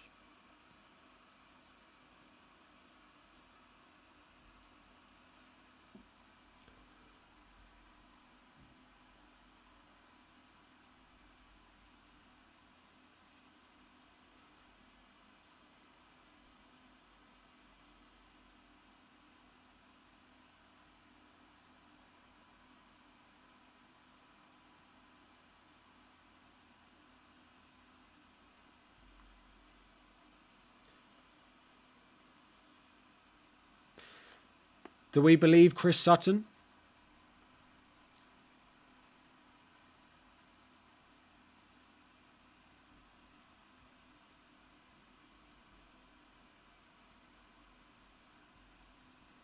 He just says, unbelievable team news I'm hearing for tonight's Premier League opener for the FPL community. Very unexpected, but I'm going to keep it to myself. Great. Thank you very much.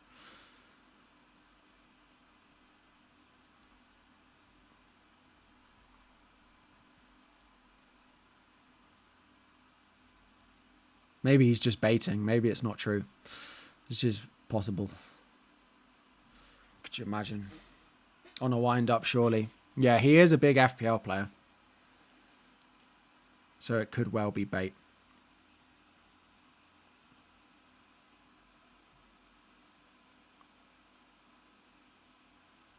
Chris Wood isn't in top 5 forwards. He's close. It's just he hasn't played...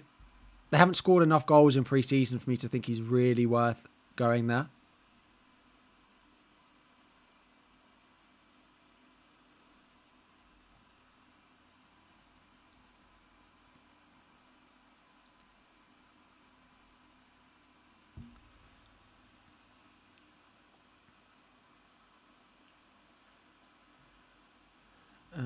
I wouldn't read too much into it. Isak starts for Liverpool. Gakpo I like 7.5. Think he's a great alternative for the start over going with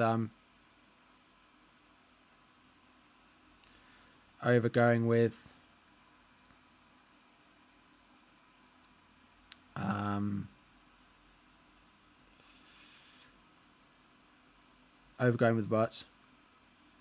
Is dropping Porro to Van de Ven for an extra mil worth it to bring in Rodgers for Reinders?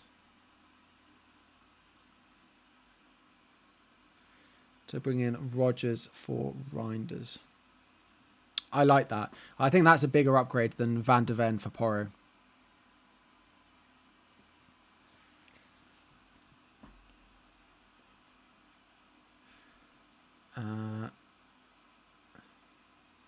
He's on a wind-up. Fair.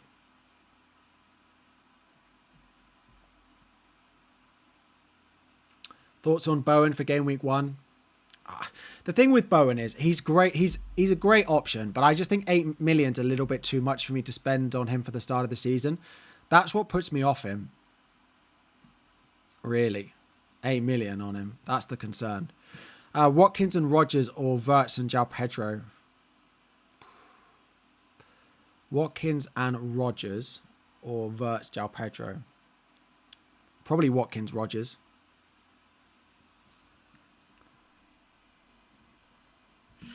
Cool, let's have a look at some super chats. Porro, Rodgers, João Pedro to Van de Ven, Wirtz, Larson. I'm just not sure. Like, I don't even need to do the Porro to Van der Ven to do it. I can just do João Pedro to Fulkrog and upgrade Rodgers to him straight away. Asher, this is your defense is Porro, Murillo, Richards due for Starve. It's really good. That's an absolutely fine defense. If you've got the money to go up to Murillo, I do like it. Yeah. You're thinking of upgrading Tielemans and 8 Nori, 0.5 in the bank, to Rodgers and Tarkowski. Yeah, I like that. I've got Rodgers in my team. I think he's worth a punt for the start of the season. He started last year a little bit slowly, but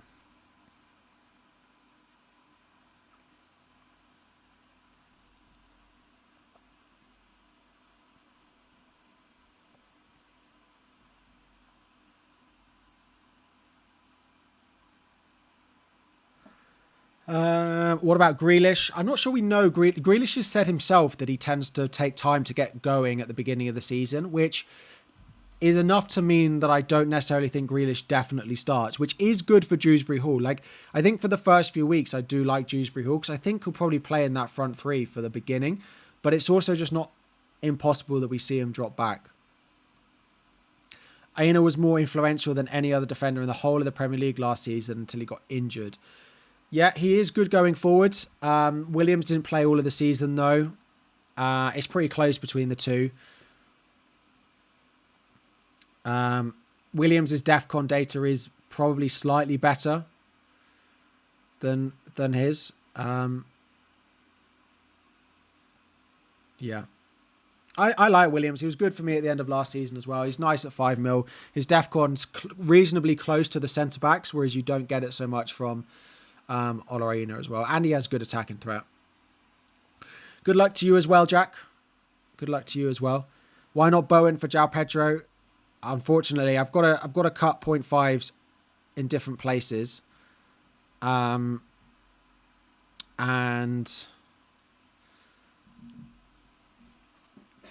unfortunately, to be fair, I don't think Bowen is actually worth it over some of the 7.5s. Is probably where I'm at. Best Newcastle defender. They've looked all over the place. I wouldn't have any of them. If I had to pick one, probably Livramento, but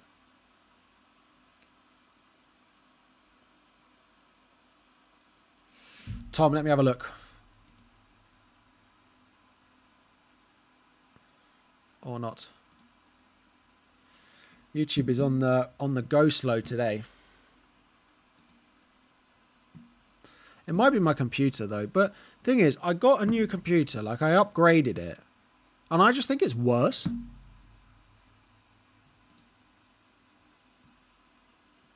I just think my new computer is worse than the last one. It exports videos quicker, but it definitely runs slower on the streams. Is João Pedro a lock? I think the only thing I'm looking to change is Reinders. Is probably my thing that I'm having a look at. Do I trust him to play enough minutes in that City team? Or do I go for someone like a Dewsbury Hall who's going to play every week? Tom, Bowen and Rutter or Dewsbury Hall and Gyökeres? I prefer the split of Bowen and Rutter. I probably would just go 7.5 and Rutter and take the 0.5 and use it elsewhere. Tarkowski, absolutely fine at his price, 5.5. I do think they are... I can't even remember what question I was answering. Oh, Tarkowski. I do think they're going to be a little bit worse defensively without Branthwaite, but he might be better for Defcon as a result because he's got to do even more work.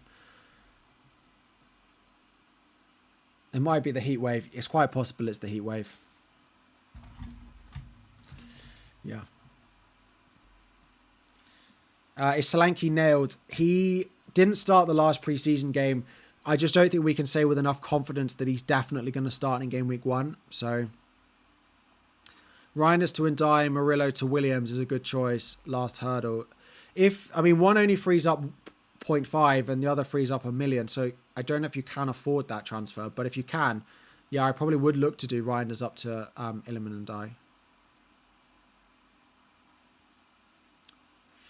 João Pedro minutes a worry. I mean, I expect him to start the first 3, 4, 5 games until Champions League starts, in which case I might move to Mateta or someone like that. So I don't have that much of a concern early doors. So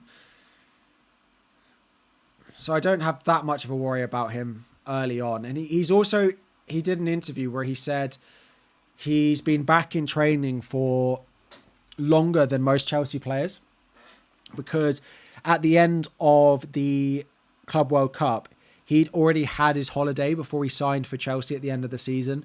So he had basically, when the season ended, he had all of June off and then joined up with Chelsea at the beginning of July for the Club World Cup. And then once the Club World Cup ended, all the Chelsea players went on holiday, but he didn't. Like, he's been just doing fitness work and he's been in the Chelsea training ground. Best 4.5 million defender. I mean, Petrovic is my favourite. The issue is he plays a difficult fixture in Liverpool away in Game Week 1. I also like Kelleher. The issue is he's also a little bit of a doubt for Game Week 1. Or you go Verbruggen, a Brighton at 4.5 as well. Thoughts on Frimpong from Hugo. I like him at 6 mil. I think he'll do well this year. I don't quite have the money to stretch up to him though. Why Wirtz over Gakpo? If I could afford one, I just think the long-term prospects of Wirtz, if they sign Isak, there are still rumours that they're looking at other left wingers that could impact Gakpo, but it's not really going to impact Wirtz.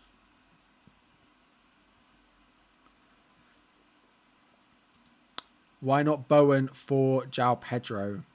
Yeah, I don't have the money for that. What if I go 4-5-1, drop João Pedro to Reinders to Wirtz? But the issue, if I drop that, I have to play a 4-5, which means I'm playing Porro, Anderson, Williams, and Agbadu every single week, which I need to have some form of balance in here.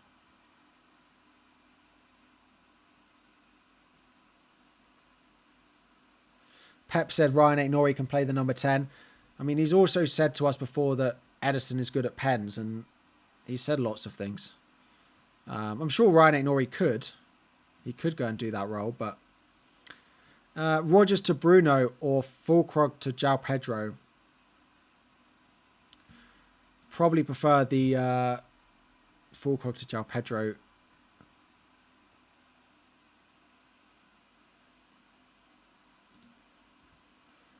Oh, that's why it doesn't like me, because I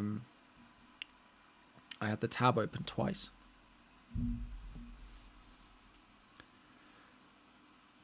Fulkrug versus Sunderland, mess. Why not Diouf Game Week 1 instead of Anderson? So, I mean, I really like West Ham, and a lot of the issues with my 50-50 calls is I'm picking the ones that are not as good in Game Week 1. So, like, Fulkrug Wirtz is definitely better than Rodgers João Pedro for Game Week 1. Like, Diouf is definitely better for Anderson for Game Week 1.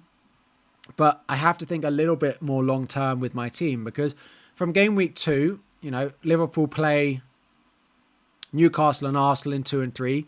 West Ham start to play, I think it's Chelsea Forest in 2-3.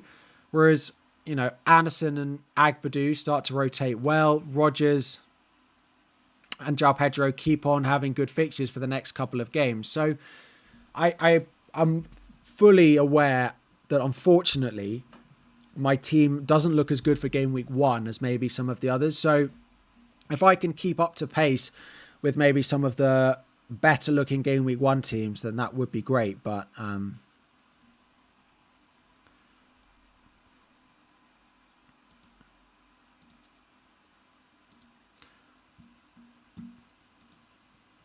you're going Saka, Strand Larsen instead of Bruno, João Pedro.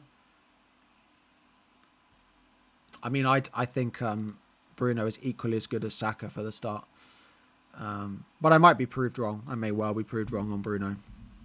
He's going to get 3 weeks in my team regardless of what happened. Yeah.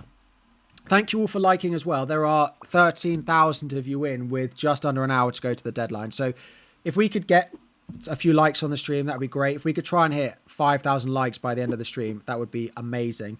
We are also aiming for 200,000 subscribers by the deadline, which is a massive push. And may not well happen, but I am appreciating any support and helping us get there. Pedro and Gyökeres and Rogers and Dewsbury Hall. FPL1 says, or Pedro, so Bowen, Gakpo, Reinders. I prefer the non-Gyökeres route. Would I sell Van Dijk for double Forest defence and 0.5? Yes, I probably would.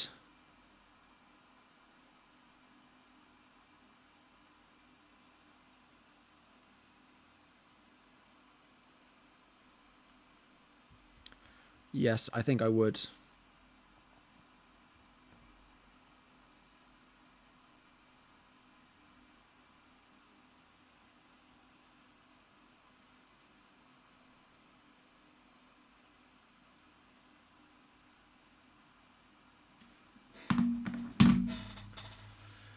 Best 4.5 mil rotating defenders. You can go Palace, West Ham, works well. You can go Fulham, Wolves.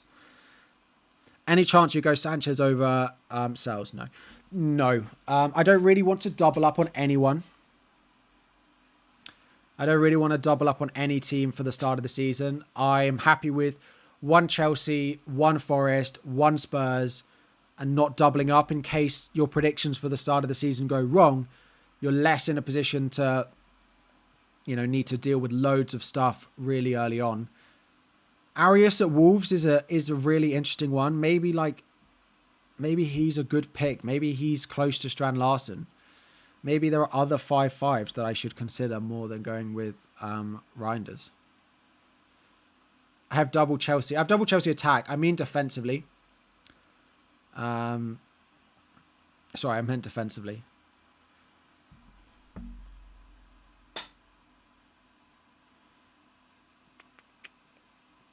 Is 2 4 million defenders bad? If your 3 starting defenders are like Murillo, Porro, and another good defender, then I don't mind it. But if you've got, if I had my defence and I downgraded Agbadu to a Leeds defender, I think I'd be in a little bit of trouble. Arias is interesting. Who else is there at that price?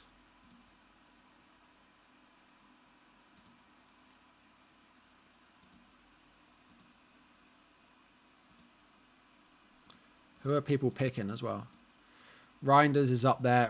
Ramsey, who's not even going to get on the pitch. If you've got a 4.5 million midfielder in your team, by the way, please make sure it is King of Fulham. Because he's the only one who's likely to start. And he's likely to play number 10 for Fulham for 60 minutes. Caicedo, Baliba, Dewsbury Hall, Lewis Miley, Granit Xhaka, Sarr, Marlon, Zubamendi. Apparently Zubamendi's look great. I haven't watched enough of Arsenal, but people have told me that Zubamendi is going to be a great pick this year.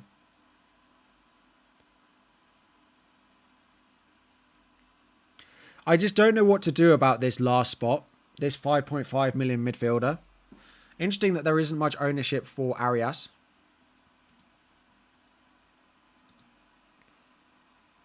The fixtures are not bad.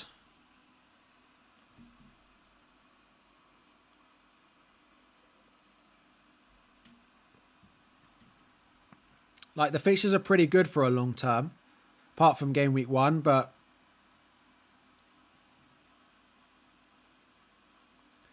is Arias a better punt than Reinders? I'm not going Adingra. You could go Arias and hope he's on pens, which is possible.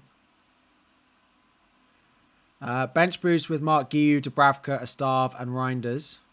Not in game week 1. I'd wait till game week 2. If you've got Burnley on your bench, game week 2 is much better. Bruno and Esteve versus Wirtz and Mark Gay. It depends. If that's your 4th defender, then you probably do need to upgrade it.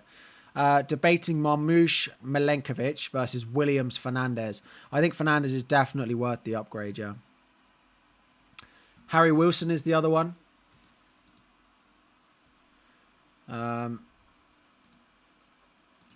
Fixtures for them are not as good, though. So if I was going to go one, I think I'd go Arias.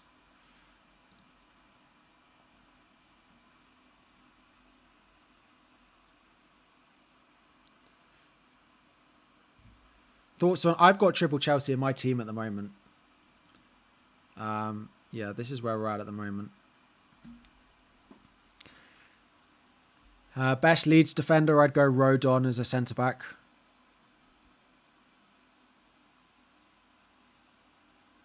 Why not Fulkrog, Dewsbury Hall, Reinders instead? Fulkrog, Dewsbury Hall. I'd need a 5. If Reinders was the same price as Fulkrog, I would definitely go Fulkrog. Almost certainly. But there's no real 5.5 million striker that I could go with. Do I go to many Chelsea games? Yes, I have a season ticket, so I will be there on Sunday. What am I doing with Anderson in game week 2 and 3? So game week 2, I might play him. Game week 3, I'll play Agbadou at home to Everton. Along with Williams at home to West Ham and Porro at home to Bournemouth. Why not Bruno to Wirtz and Williams to Murillo? I think I'm going Bruno. I think I'm going Bruno over Wirtz. The issue I've got is there are so many drafts where I'm 0.5 short. And Bruno to Wirtz is just a really simple way to upgrade it. So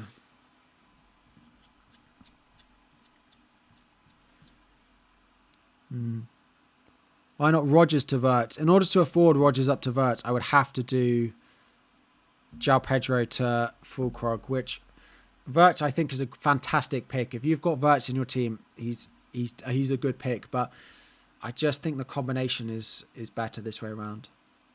The rotation for Agbadou is better than for Dorgu. Yeah, that's why I changed Dorgu. Duncan, your team, are you crazy? Sanchez, Tosin, Porro, Murillo, Tarkowski, Anderson, Salah, Palmer, Bruno, Wirtz, Dewsbury Hall, Watkins, Guiu. I would be a little bit cautious of playing a 4-5-1, if I'm honest. Like, I think there are some good options, but to have two 4.5 million strikers as your bench cover with a 4 million defender, I feel like you're asking for a bit of an issue with squad depth. That's why, like, a back three works, because the depth you get from just 4 million, 4.5 million defenders is much easier to do than trying to upgrade a 4.5 million striker, because you have to upgrade quite a long way. If I wanted Saka in my team, I'd probably drop Bruno, João Pedro, or I'd just do Palmer to Saka. Why Williams over Murillo? Because I needed 0.5 for Reinders. I am wondering about Arias.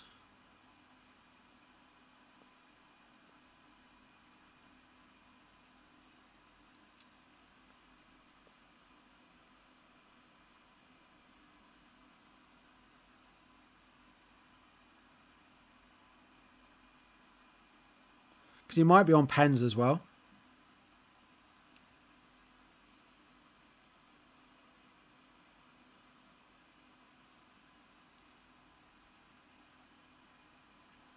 If Arias is on pens at Wolves at 5-5.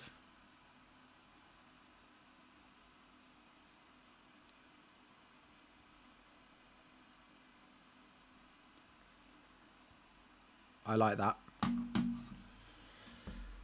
Hoover will start. I mean, I could do that, and then you can do Reinders up to...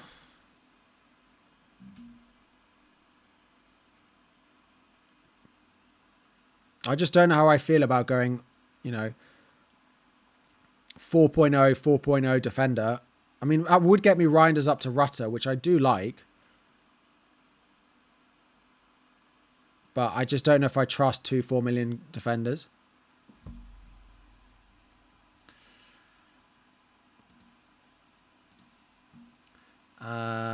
Shane, let me look. Sanchez, Frimpong, Dewsbury Hall, Fulkrog versus Verbruggen, Porro, Marlon. I don't like the Marlon route, so Sanchez, Frimpong. And I'm also not sold on Chris Wood.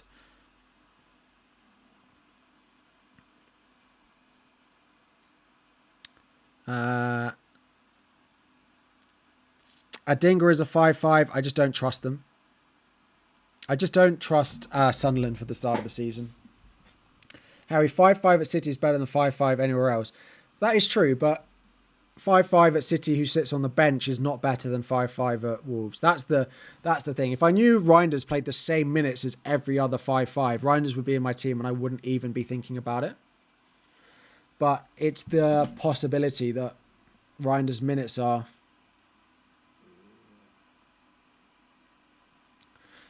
But this is why I prefer... This is teaching me, is this is why I prefer Reinders to Dewsbury Hall.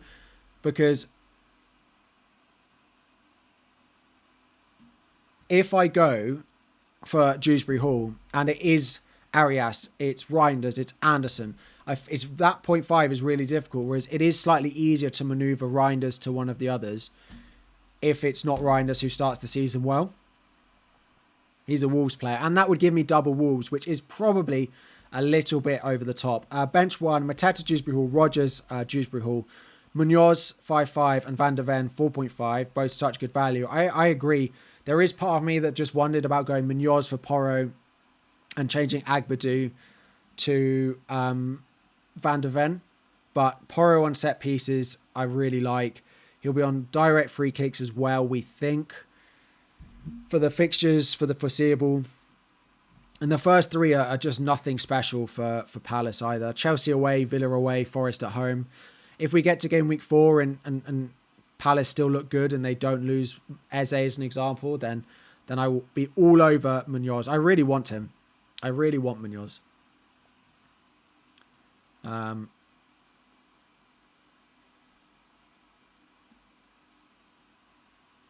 Yeah, I really want Munoz basically. But it's just a Porro to Munoz and Agbadou to Van der Ven.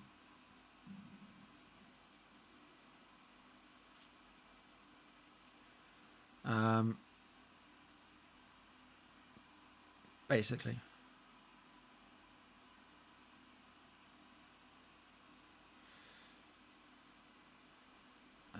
What do I think of Semenyo over Rogers? I'm really concerned about Bournemouth. I just think they are looking like a team that's not fully ready for the start of the season. Like, they're looking to make signings, and that's great, but I don't know how it will affect them between now and the first international break. I think once some game week 4 comes around, they look good. The other thing for me is game week 6, and I do need to have it in mind, is Forest have Sunderland at home. But if I'm going to free hit in game week 6, which is the current plan, I don't need to... I mean, the other thing is Reinders, right? Do I need him if I'm going to free hit City for Burnley at home? But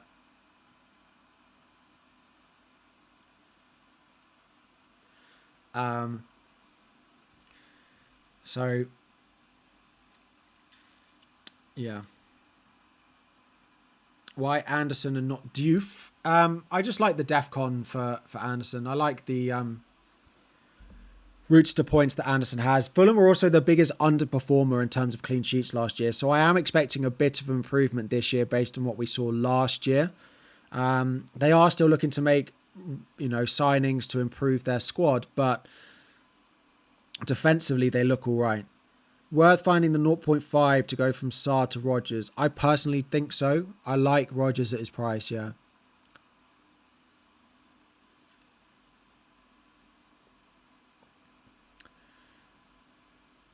You think you need City for the Wolves game? I mean, I don't really doubt that much that I think Reinders will start game week 1. So maybe I just take Reinders for the first 3 and then I review.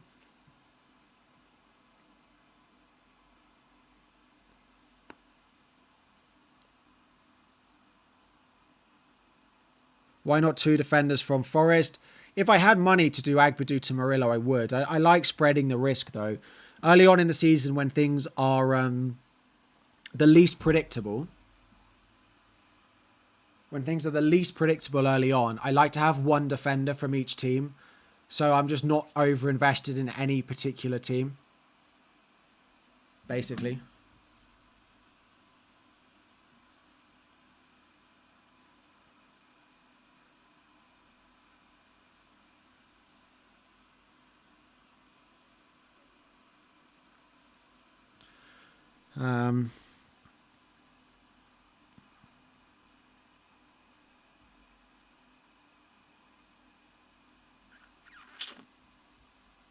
Yeah, I wonder if we will get any team news for Liverpool.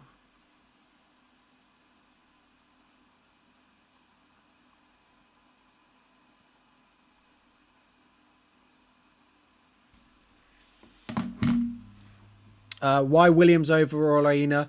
So Williams got better Defcon last year. He was better for defensive contributions. If we got a random news that Salah wasn't going to play, then I would take him out. Yeah, I'd probably go Saka. I just go to a straight no Salah draft. Like, I wouldn't try and put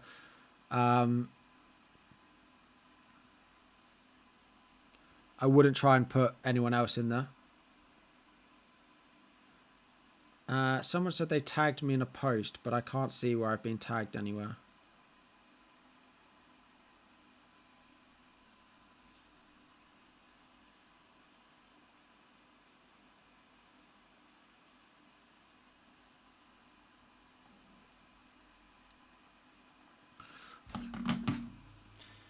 That Reinders spot, it just doesn't make me feel that comfortable. Like, is Reinders, João Pedro, Rodgers, and that defence too many risks?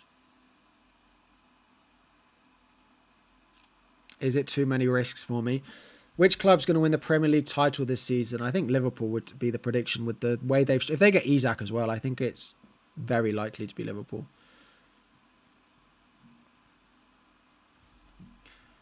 Dan, let me take a look. I apologise. There's a lot going on in this stream. I'm doing my best. Fulkrug or Larson, thoughts on Enzo? If you can get to Larson, I think he's definitely better than Fulkrug.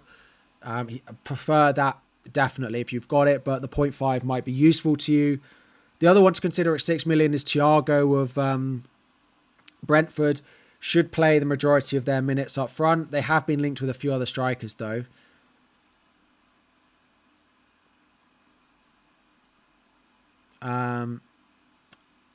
So yeah, I would go Fulkrug over Larson.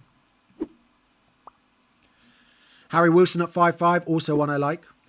Dewsbury Hall I like, but I also worry a little bit. I've worried myself into worrying about the price point of Dewsbury Hall. Is basically what's happened, because if one of the 5.5s looks really good early on, I can move Reinders to them and that's fine. But if Dewsbury Hall does it, I've got to free up money to do it. Free hit 6. My team doesn't look good in 6. City play Burnley at home. Liverpool go away to Palace. So free hit 6 is a possibility. I also don't have much Forest for Sunderland, and I don't have any Bournemouth for Leeds. So there's quite a lot going on that week that makes a free hit 6 look quite nice. If I gave you my extra 0.5, where would I spend it? Probably Reinders to Rutter or Williams to Murillo. So Milenkovic versus Murillo versus Aina versus Williams has been asked a lot. So just to talk about them, I think that centre-backs are worth the money over them. Murillo, Milenkovic. If I had to pick one, I'd go Murillo. Talking to some Forest fans, they generally think that Murillo is better for Defcon, he's better for bonus. Milenkovic scored more goals last year, but people don't seem to think that the disparity between the goals should have been quite as great as it was last year. So that's why I prefer Murillo. Then there is the, argument that the 0.5 gap down to a Williams is not that big. So investing that elsewhere,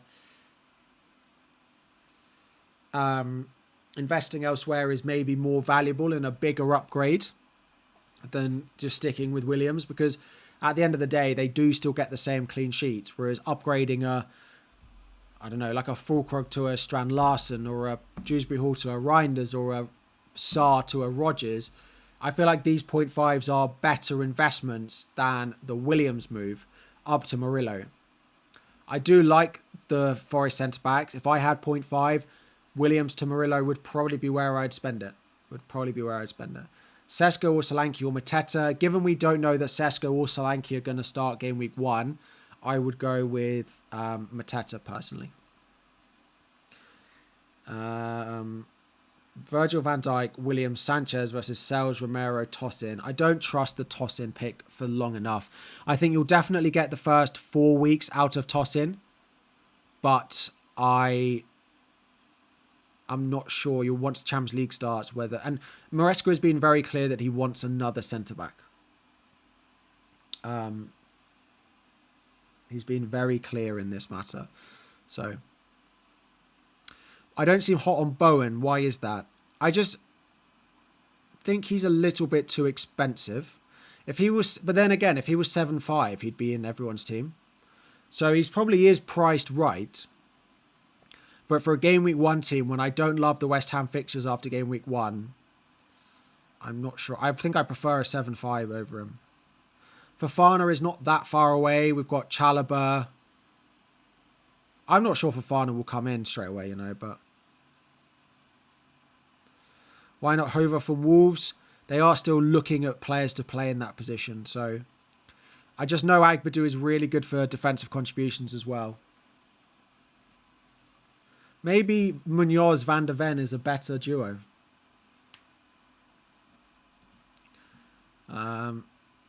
I go Crystal Palace.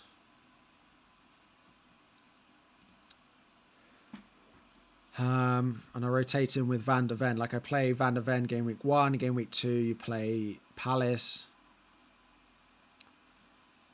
From there on out. I just love Munoz. I do really like Munoz as a pick. Hoover over Agbadu for the 0.5 saving. Just based on the uncertainty of that right wing back future at Wolves, it's probably a no from me. Rutter or Tielemans? AI favours Tielemans by a lot. Yeah, it's because they have all those have percentage chance of a penalty, which if you add that onto someone like a Tielemans, he does really well. So if he's on pens, he's better. If he's not on pens, he's worse. So it's how much you think Tielemans is likely to be on pens is basically what swings it. Do I think that Bournemouth's new signing Ben Doak could be a good punt? Don't know how quickly he's going to be able to embed in and go straight into that team. I think he's a definite wait and see, to be honest. Porro Van de Ven. Is that... Sorry. Van de Ven Munoz.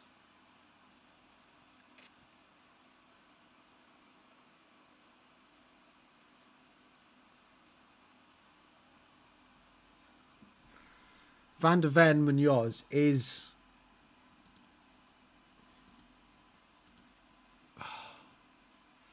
Varron, you have Williams Verts 0.5.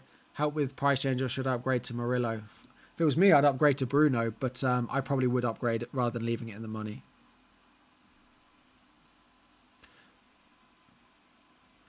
Yeah, so the combination is Porro Van de Ven or Munoz.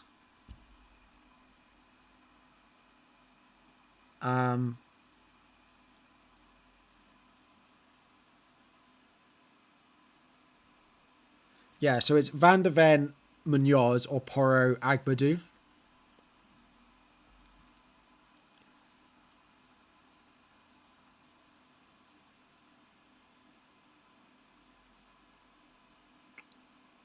Is Van de Ven, Munoz a better combination?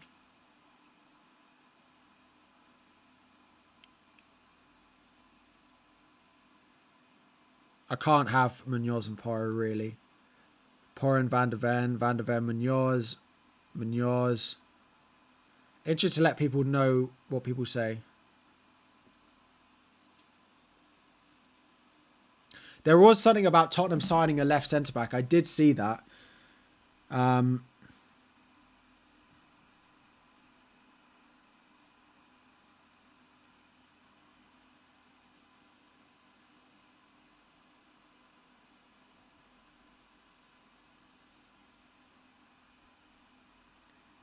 I could also double up on...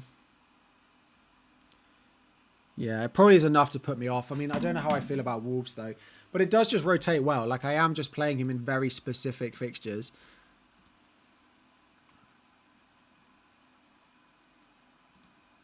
It's interesting. Fulham's best rotation is Wolves, but Wolves is not Fulham's best. But Everton at home, Leeds at home, Brighton at home or Bournemouth away, Sunderland, Burnley, Wolves, Everton, Sunderland. Can I do Munoz Van de Ven versus Porro Agbadu poll instead? Yeah, let me do that instead. We've run the Rodgers poll and it's pretty clear in terms of Rodgers. just while I do that, if you haven't joined the league code, let me put it up on screen now. We're trying to raise money for charity. Also, we're trying to hit 200k subscribers by the end of the stream, which is in just over 30 minutes, just under 30 minutes until the deadline. So do go and subscribe if you haven't already.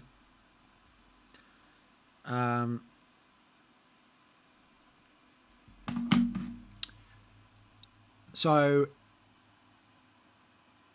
I don't even know what I was going to look at. I was going to look at something anyway.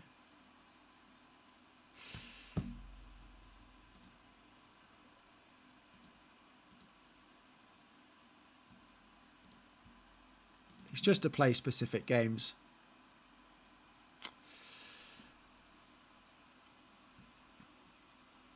Tell me about Tosin. Yeah, he is the most nailed Chelsea defender outside of Cucurella at the moment, but I just think problems will arise from it. Problems will arise from it sooner rather than later.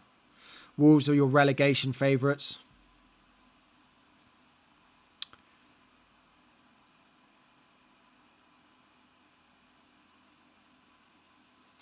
That's the thing, like, people predict Wolves to do really badly. They were good at times last year, though. And I know they had Cunha and they had Aït-Nouri, right? But, yeah. Gakpo, Rodgers. If I could afford Gakpo, I probably would go there. Sanchez, Williams, Diouf, Van de Ven, Salah, Palmer, Bruno, Vert, Dewsbury Hall, Gyökeres, Pedro. Oh, the poll is what I was doing. Kano, team looks pretty good. You've got Bruno and Verts in there alongside Salah, Palmer, so it does look pretty nice. So what was I going to do? I can't even remember what I was... Porro plus Agbadou or Munoz plus Van de Ven.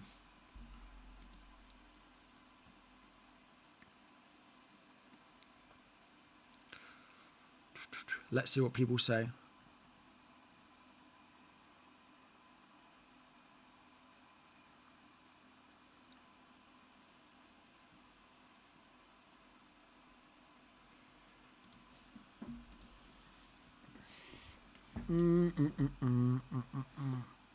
Rodgers or Reinders to start.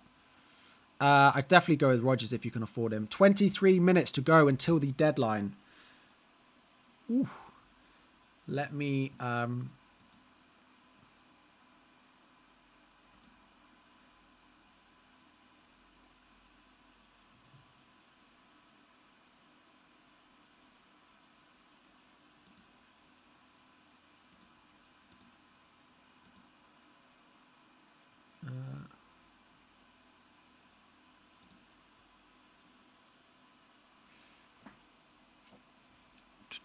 what put me off and die? The fact that I went to Dewsbury Hall put me off and die, and now he's not back in my team, which he's just not made it back in. I've gone with Rodgers now that he's back available. Why not have both Van de Ven and Porro? I could do that. Just game week 2 feels a little bit of a concern given they go away to City. And they did leak goals, right? They have leaked goals. They have leaked goals. Everyone make the poll 50-50.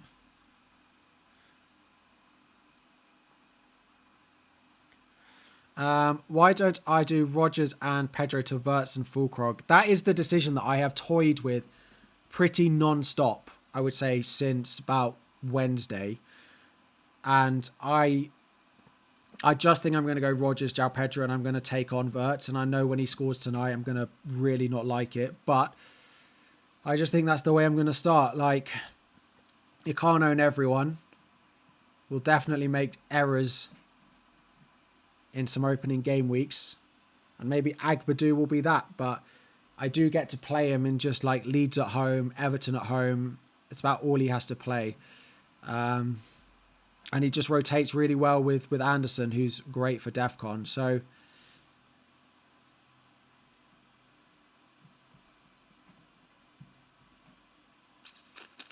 switch Wolves defender for Diouf.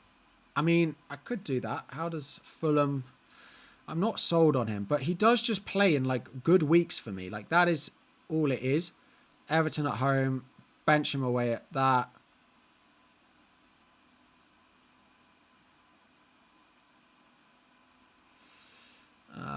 Let me just... If I take out 6 and I take out 4, it's still them. Forest are high up there.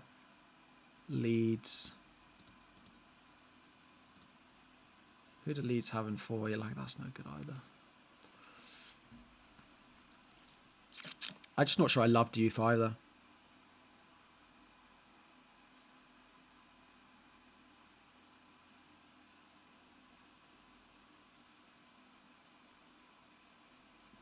Luke, let me take a look. 20 minutes to go until game week 1. We are almost there. Frimpong, Dewsbury Hall, Kudos or Dorgu, King and Burt. Frimpong, Dewsbury Hall, Kudos or Dorgu, King, Burt. If you're going to have to play Dorgu, King every week, then definitely the Dewsbury Hall route. Definitely.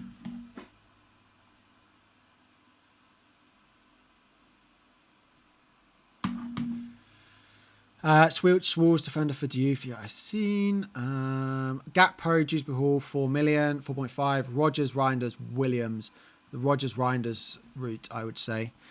Cherky, I just think he's a little bit too expensive when you have Reinders there.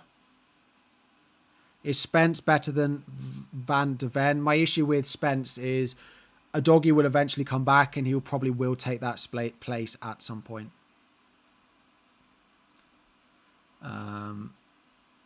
Is King the only 4.5 mid you think will start? What's that based on? He's played the most minutes and looked good in pre-season, so yes. The other one is Potts at West Ham, but that's a lottery, and he is a defensive midfielder as well. Why no Marmouche? So I've gone with Bruno as my other more expensive midfielder, who I just like early on. Is Rodgers and or Watkins essential? No Villa. I would want one Villa, particularly because their opening 7 games are just really good. Best 6.5 million mid. You're toying between Ilman and Dye, Sarr, and someone else. Or someone else. I'd probably go and Dye if I needed a 6.5 million mid.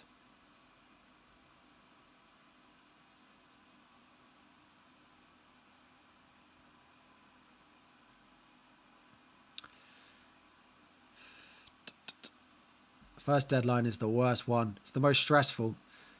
Because you have to make so many decisions all at once, and everyone else is also making so many decisions all at once as well. Congrats on getting married. Thank you. You have Sanchez. This is from Bernito. You have Sanchez, Porro, Murillo, Frimpong, Vert, Gakpo, Bruno, Palmer. 1 million in the bank. Captain on Bowen. That's what you get if you don't have Salah. Should I just captain Palmer and upgrade Bowen to Gyökeres? I don't mind Bowen over Gyökeres if you want to just keep the money.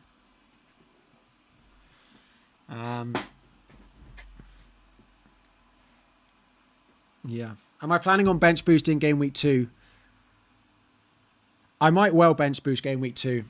Burnley have Dubravka and I have Dubravka, Stev from Burnley. I have Sunderland at home. My defense looks okay. I'd probably be bench boosting Porro away at City. So I might do it. Would I start Munoz or Dewsbury Hall? Game week 1, I'd start Dewsbury Hall. Any team news on Liverpool? No, not that I've seen anywhere.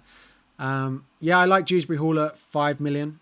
Yeah, I like Dewsbury Hall at 5 million. Kieran, let's take a look. Strand Larson and Sarr/Rogers or Fernandes and Mark Guiu. If Strand Larson, Sarr, Rogers creates a rotation, then maybe just Fernandes, but probably the Strand Larson route. Porro, Rogers or Van de Ven, Vert. I like Porro, Rogers. I feel like it's a better split. Bowen and Reinders or Fulkrog and Rogers. Fulkrog and Rogers probably. Any news on Kelleher? Apparently he's been back in training. He's not confirmed to play though.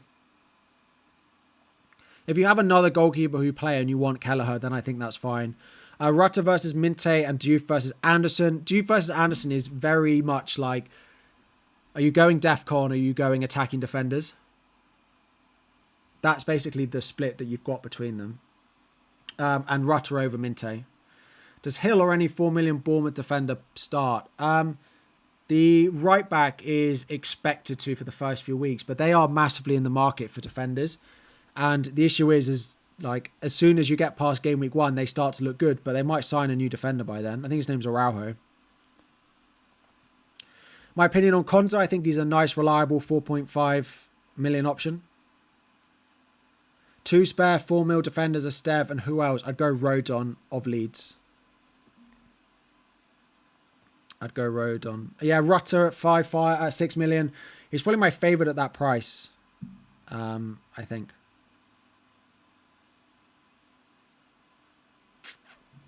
Why Agbadu over Dorgu? It's just the rotation that he has with Anderson. And he's very good for Defcon. He was very good for it last year.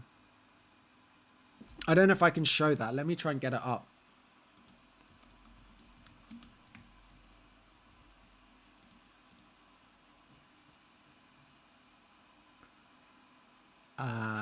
Player stats. Let's see what's going on in the chat. Watkins and Sarr and Van der Ven or Mateta, Rogers, Porro. I prefer the Mateta, Rogers, Porro split. Wirtz to Gakpo, Bowen to Rogers. Yes, I probably would.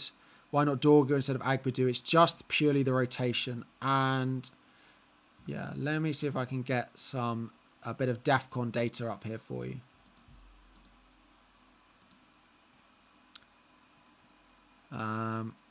I've got nothing in the bank. Hoover or Agbadu? I prefer Agbadu. I'm not sure Hoover keeps his place long enough, to be honest. Sarr or Kudos? You've had a punt on Jorginho, but could downgrade to Reinders to upgrade Williams. Oh, I was going to say, I actually think I prefer Rutter over both of them. So I'd go Sarr over Kudos, I think. Despite the fixtures. What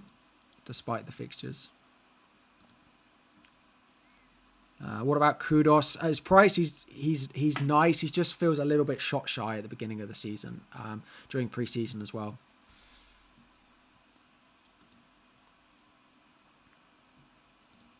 Right. I'm not locked in. No, I still don't know if I'm comfortable with Reinders. Do I look stressed?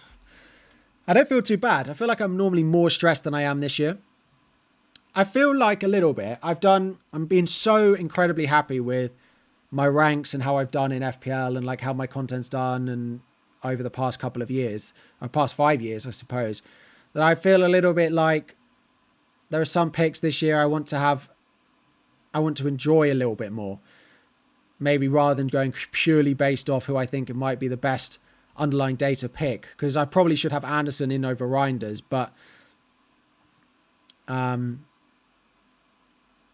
yeah, I just want to take a bit of pressure off myself a little bit, I think.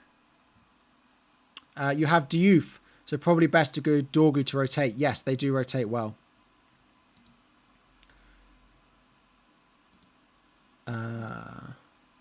Yeah, so let me show you the defensive contribution data. So this is from the Fantasy Football Scout website. So this is based off last year, defensive contributions per 90. And of course, defenders need 10 per 90 to get the point. So you've got Anderson of Fulham here. No, and you've got Agbadu here. 2 really good options for the start of the season. We can also filter to the second half as well. And we'll have a look at that in a moment.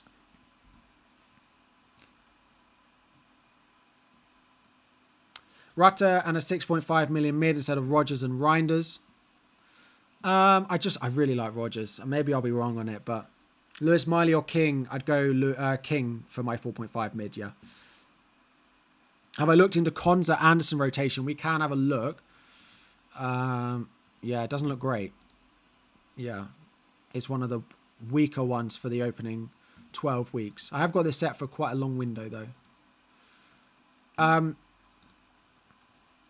So again, if you look second half of the season, you've got Anderson right up here. and you've got Agbadu as well. So if you actually take out defenders like Bednarak's not there, Murillo still is, but he's expensive. Howson's not there. Tarkowski is, but he's expensive. Burgess, Branthwaite's expensive. Danso,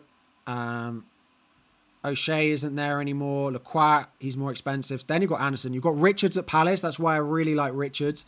His Defcon is very, very strong. Collins, Delit. So this is why I've gone with the two that I've gone with. This is why I've gone with Agbadu and I've gone with Anderson. It's not the most exciting for the first couple of weeks, though. That's the only issue. That's the only issue. Why not Minte? I prefer Rutter over him, but I love going up to Rodgers, and I'm going to take a punt on Reinders, I think. What about Munoz, Van der Ven, Dorgu? All good picks. And I like Van der Ven. He does just have very bad hamstrings, and that is a bit of a concern. Plus, Porro being on all set pieces, I think outweighs Munoz's attacking threat enough based on the opening fixtures that they've got. Probably just about. Why not Sells over Sanchez? I don't want to double up on Forest, basically. I like to have one Chelsea, one Forest. And I've been really impressed by Chelsea. 5 million mid, if I was going, I'd definitely go Dewsbury Hall at that price. You can only get +2. So even if your defender makes 20 defensive contributions, you can only still get it's awarded once. Which I think is wrong. I think if a defender gets 20 defensive contributions in a game, you should get +4 for it. I don't really know why they capped it. To try and make it less powerful. But it only happens like once probably happens once or twice a season that a player gets that many. I think if your player does 20 Defcon, your defender, you should get the points. Aït-Nouri King or Diouf, Richards, Reinders. I'd go with the Reinders option. 10 minutes until the game week 1 deadline. 10 minutes to go. 10 minutes to go. There doesn't seem to be anything on... If anyone sees anything about Liverpool on Twitter or anything on the lineup, then do tag me. But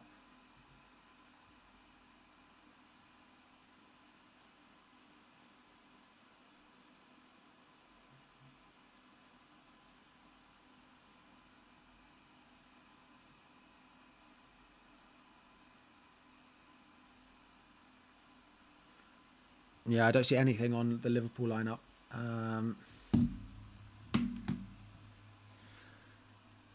Why not Richards over Agbadu? Richards I love, but just Anderson rotates much better with Agbadu rather than going with Richards. Unfortunately, they have good fixtures in the same weeks. What about Tielemans? At 6 mil, I really like, but he has to be on pens for him to be a good option. And if he's not on pens, then that's when we have... he suddenly becomes not nearly as good. No one is having 6 million defenders because suddenly all the attackers became really appealing and yeah, people decide to move off them to try and free up a bit of money. There's probably something being said about having the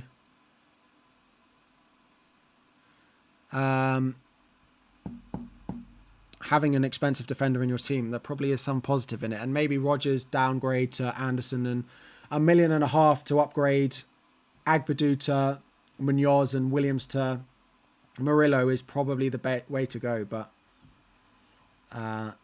yeah.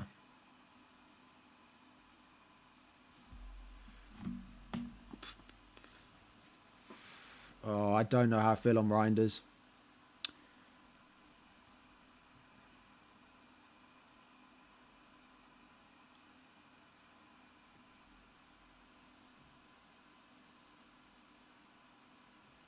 I don't know how I feel on Reinders.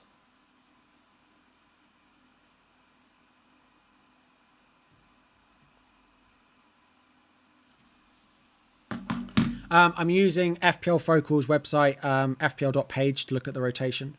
No, I don't see any league lineups yet. I don't see anything. How confident am I on Rodgers starting? I don't see any reason why he wouldn't. I'd be really surprised if he doesn't start tomorrow. I might be wrong. I might well be wrong. Agbadu or Konza, again, it depends who your other defender is. I like the Anderson-Agbadu rotation that I get. Play Anderson for the first couple of games. Hope he gets Defcon, and then... right, I need to lock in my team. What are people... Are people happy with Reinders?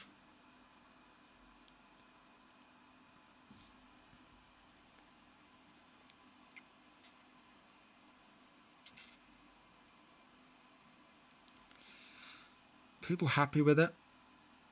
No. I also don't know how I feel about Verts. No Verts in my team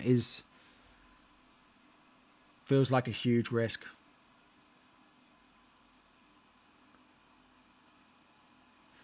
Feels like such a risk. How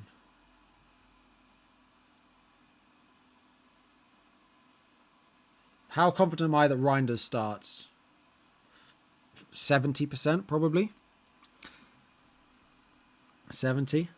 Yeah, let Reinders be the fun pick. If I'm going Anderson Agbadu, I should probably have a fun pick somewhere, right? He's a good enabler though, and had a good preseason. He's very, very talented footballer. If you don't want Agbadu, go Diouf of West Ham. Go Diouf of West Ham. Good luck. Not keen on Palmer. Like to spread in the attack. How about this attack? Saka, Salah, Bruno, Kudus, Reinders, Pedro. If you could just get... I know you want Kudus because you want Spurs, so that is fine. Yeah, if you don't want to double up on the attacks that you've got, then I think that is absolutely fine.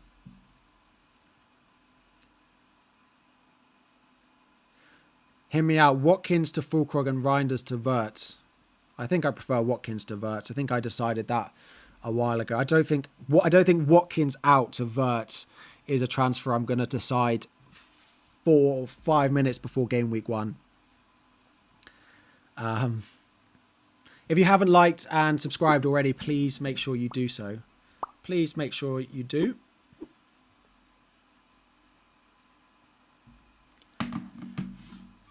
I am doing FPL Challenge this year as well. Am I locked in? Yeah, well, I don't see myself changing it. I think I'm going to punt on Reinders, and I think it's going to go horribly wrong. It's probably my opinion. It's just Reinders or Anderson, but I've got enough reservations with Anderson. I've just seen someone say on Twitter that the coach thinks Arias might be not ready and for the start of the season as well. So probably enough to put me off him.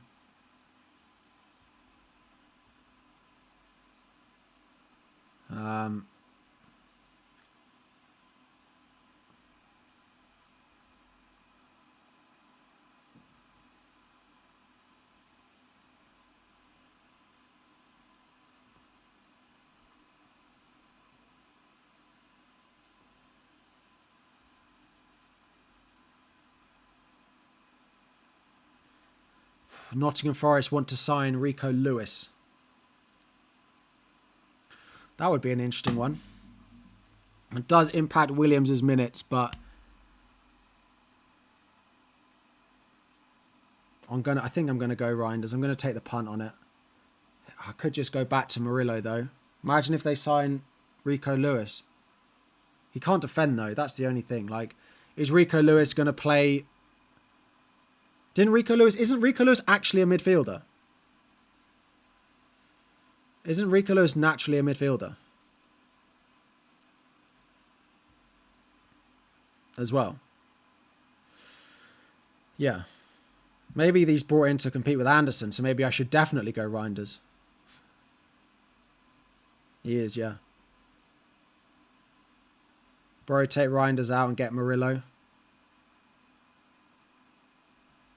Oh, 2 minutes to go. I think I'm going to leave it. I don't think I'm going to make any changes. Pretty sure we're going to keep it here as it is. Any thoughts on Bowen? I just think he's slightly too expensive. I think they've priced him correctly, but I also think he's a little bit too expensive. It's probably where I land. Vert outscores Bruno over the first 5 game weeks. He may well do it. Yeah, may well. And Bruno to Vert could easily be the way to go and get it. But I like the game week 3 captaincy that Bruno brings. I like the game week 3 captaincy. Arsenal, Gabriel. Arsenal are predicted to keep the second most clean sheets in the first 6, so I don't mind at all if you're going Gabriel. It's a pretty steady play. It's a pretty steady play. Harry, is Milenkovic 0.5 more worth more than Williams? It depends what that 0.5 does for you elsewhere, basically.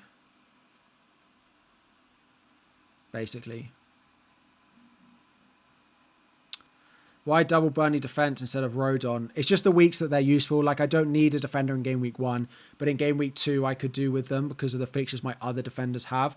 So I might play Estev, and Dubravka's the only starting 4 mil goalkeeper. So, but we are approaching the last 1 minute before the game week 1 deadline.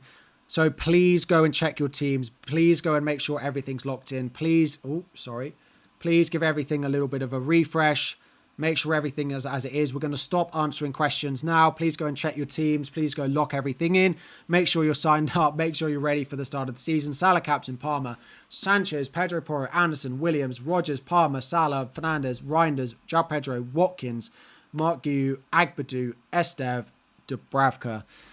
3-5-2, Captain Salah, Vice Captain Cole Palmer. That is going to be that. The league code is up on the top left. It'll be there in a moment. Please do stick around for the bit after the stream as well. We'll wait until we get the first Liverpool lineup. The Liverpool lineup at 6:45. We will stick around too. But if you could like the stream, if you are going to head off, welcome to another season of FPL. Good luck with your first week. We'll be back on a video on Sunday evening to review how the game week has started. Of course, there is a game on Monday night, but it is Leeds, etc. and everything like that. So that is it. That is going to be that. That is going to be the game locking in. Or not quite yet. Not quite yet. Not quite yet. Not quite yet. Apparently not yet.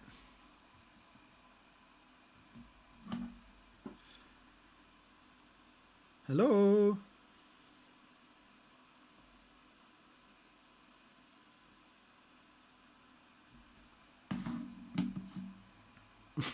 Hello. The game is still open, apparently.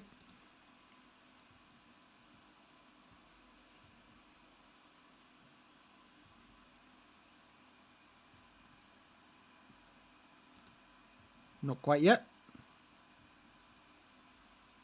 It's a sign that they want me to change Reinders.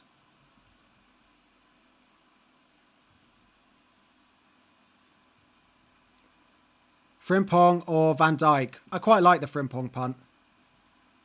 Not quite yet. Ah, there we go. There we go. Right. Fancy challenge. This was my team. I did pick it before. Oh, I've got to log in.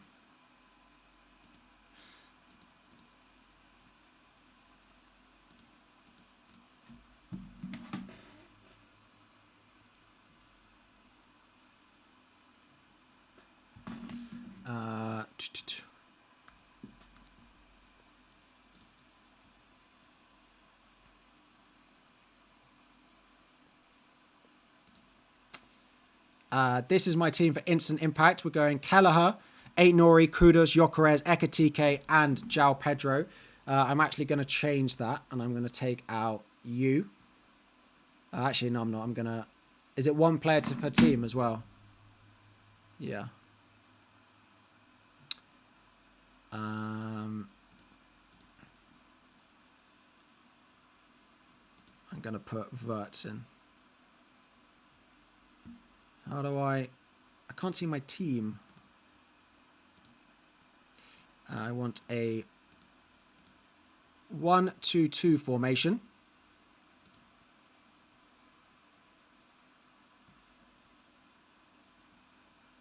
Vert, there, he's down there. Always have to have the player that is against my team. We have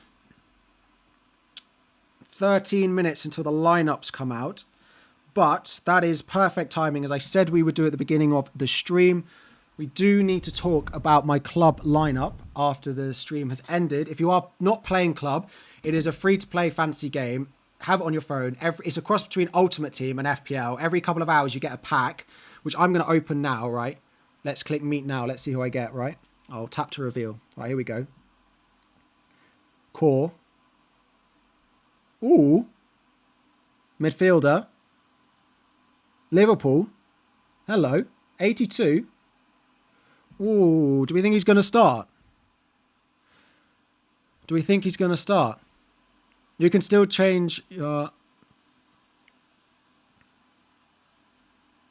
I'm not going to take him. So if you want to play club, it's a free-to-play game. This is my lineup for this week. I've got Illiman and Dye, Mateta, Fulkrog, Joelinton, Souček, Caicedo, Odegaard, Kayude, O'Brien, Munoz, and Kelleher. And you basically get a pack every few hours like that. You can build your lineup. The player you get in the pack, you can either keep or you can get rid of. And it's great that you can play it throughout the week. You don't have to just wait for the FPL deadline because you get a pack every couple of hours. You can scan the QR code up there. You can look at the link in the description, which will have it. I have a league. I've got over 1,000 of you have already joined the league, which is just crazy. So thank you all very much for supporting it. And yeah, I just started playing it 6 months ago with Ross, and then over the summer they offered me a chance to work with them, and I was like, absolutely, because I've been playing the game already and I've just absolutely loved it. So get involved, scan the QR code, get involved in the game. I've got loads of Palace ready to sub in on my bench for next week, but that is my team for game week 1. I'm a bit over the salary cap. So I've got to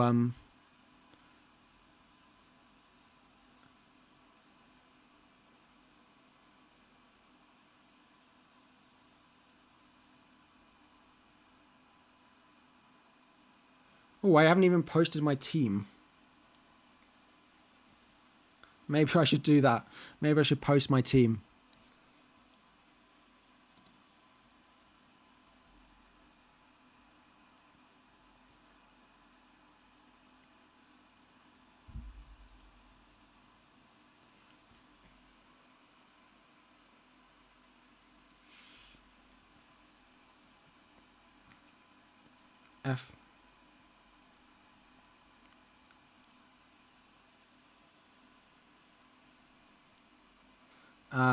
So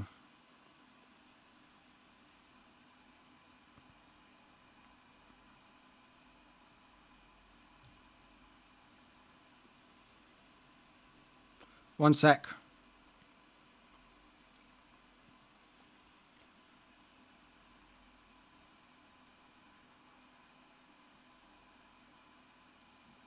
Some people are saying the app is still open.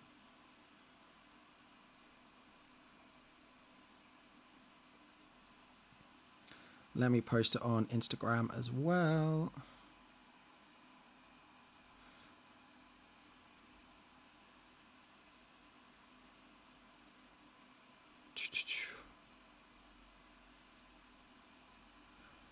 Cool. We have 9 minutes to go. I think we have 9 minutes to go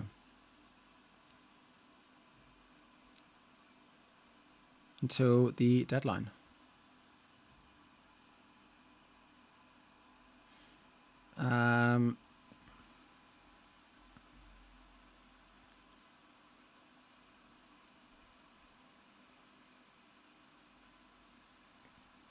Yeah. Cool. Let's go back. Sorry, I have my team up on screen, but I've got. If you want to download Club, please do. The link is in the description. You can't do anything on FPL. Well, the deadline was 7 minutes ago. We were a few thousand away from a very optimistic 200k target. We ended up, yeah, a few thousand away, but that is no worries. I was going to say the end of the month, and that would have been a better target, but I thought let's be optimistic.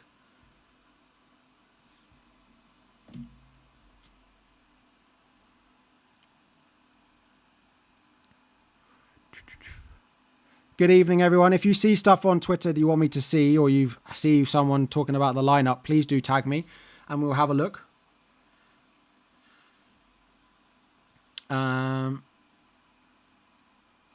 The Fantasy Challenge League code is just above me. There's also a link in the description as well. 7 minutes until we get the Liverpool team. Oh, and breathe. Now that the FPL deadline is here, do I have any regrets?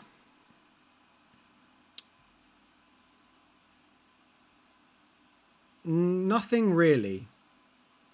Agbadu's an interesting one. He rotates so perfectly, but I just don't love him as a pick. But I've got to understand that Defcon can change that. And it's just no verts, really. It's just no verts is the big thing.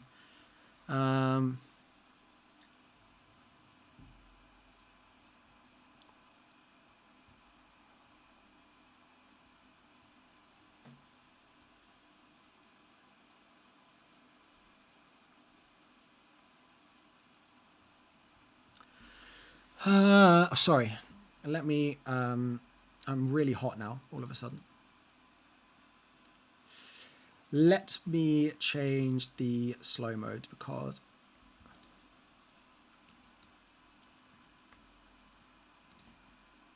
Good luck to everyone as well. Yeah, thank you. Good luck to you all. Thank you all for tuning in to the first stream of the season. How your team looks good? I think it looks all right. Yeah, I'm happy with it. Agbadu is a weird pick, but there are defenders with better points and potential over the first couple of weeks than my defenders.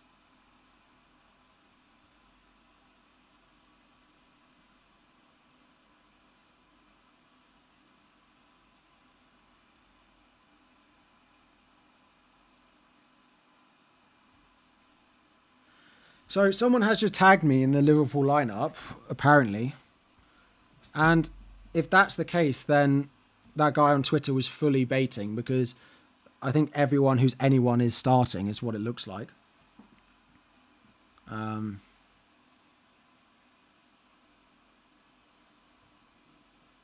Yeah. Chris Sutton said that it was an interesting lineup and FPL managers would be surprised, but it's got like everyone in it, so he was obviously having a laugh. Weird.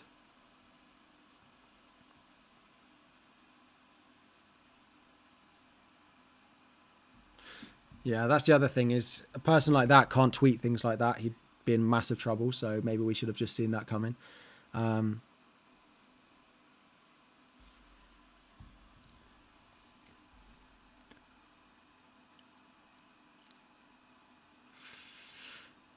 But that's how we started.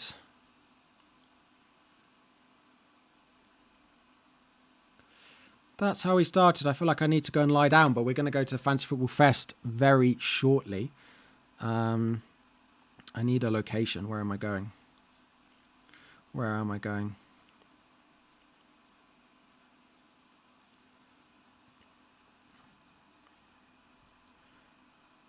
We are going. It's in Vauxhall.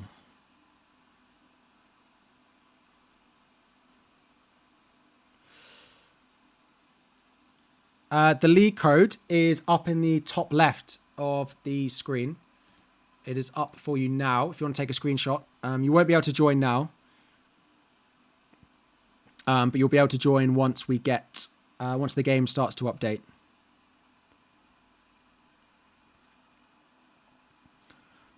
Vauxhall Food and Beer Garden.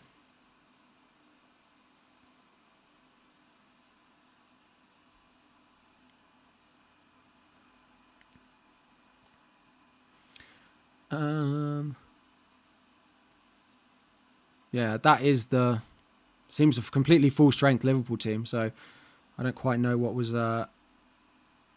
going on.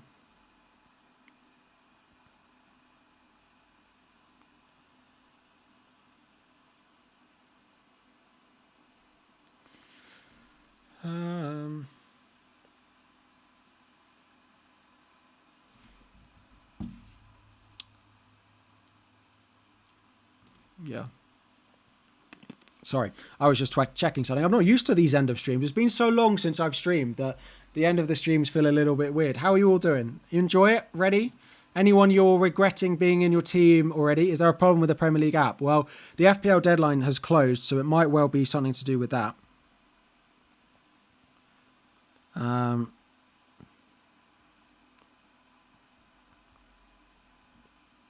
Might well be something to do with that. Chris Wood, when will they update it? It'll probably take an hour on the first day, so probably 7:30. It should be done before kickoff. Slightly worried about double Villa attack. Yeah, I'm just hoping over the first weeks that they are good for the points. Good for the points, yeah. How is married life? It's been amazing. The wedding itself was just the best day, and then since then it's just been amazing. We've both got back and been so busy since we've got back from our honeymoon, but yeah, it's just so nice to finally, after being together for 9 years, it's very nice to finally be married. Thank you for asking as well.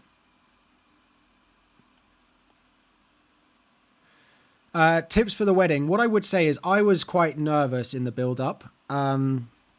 Just like that everything would run smoothly.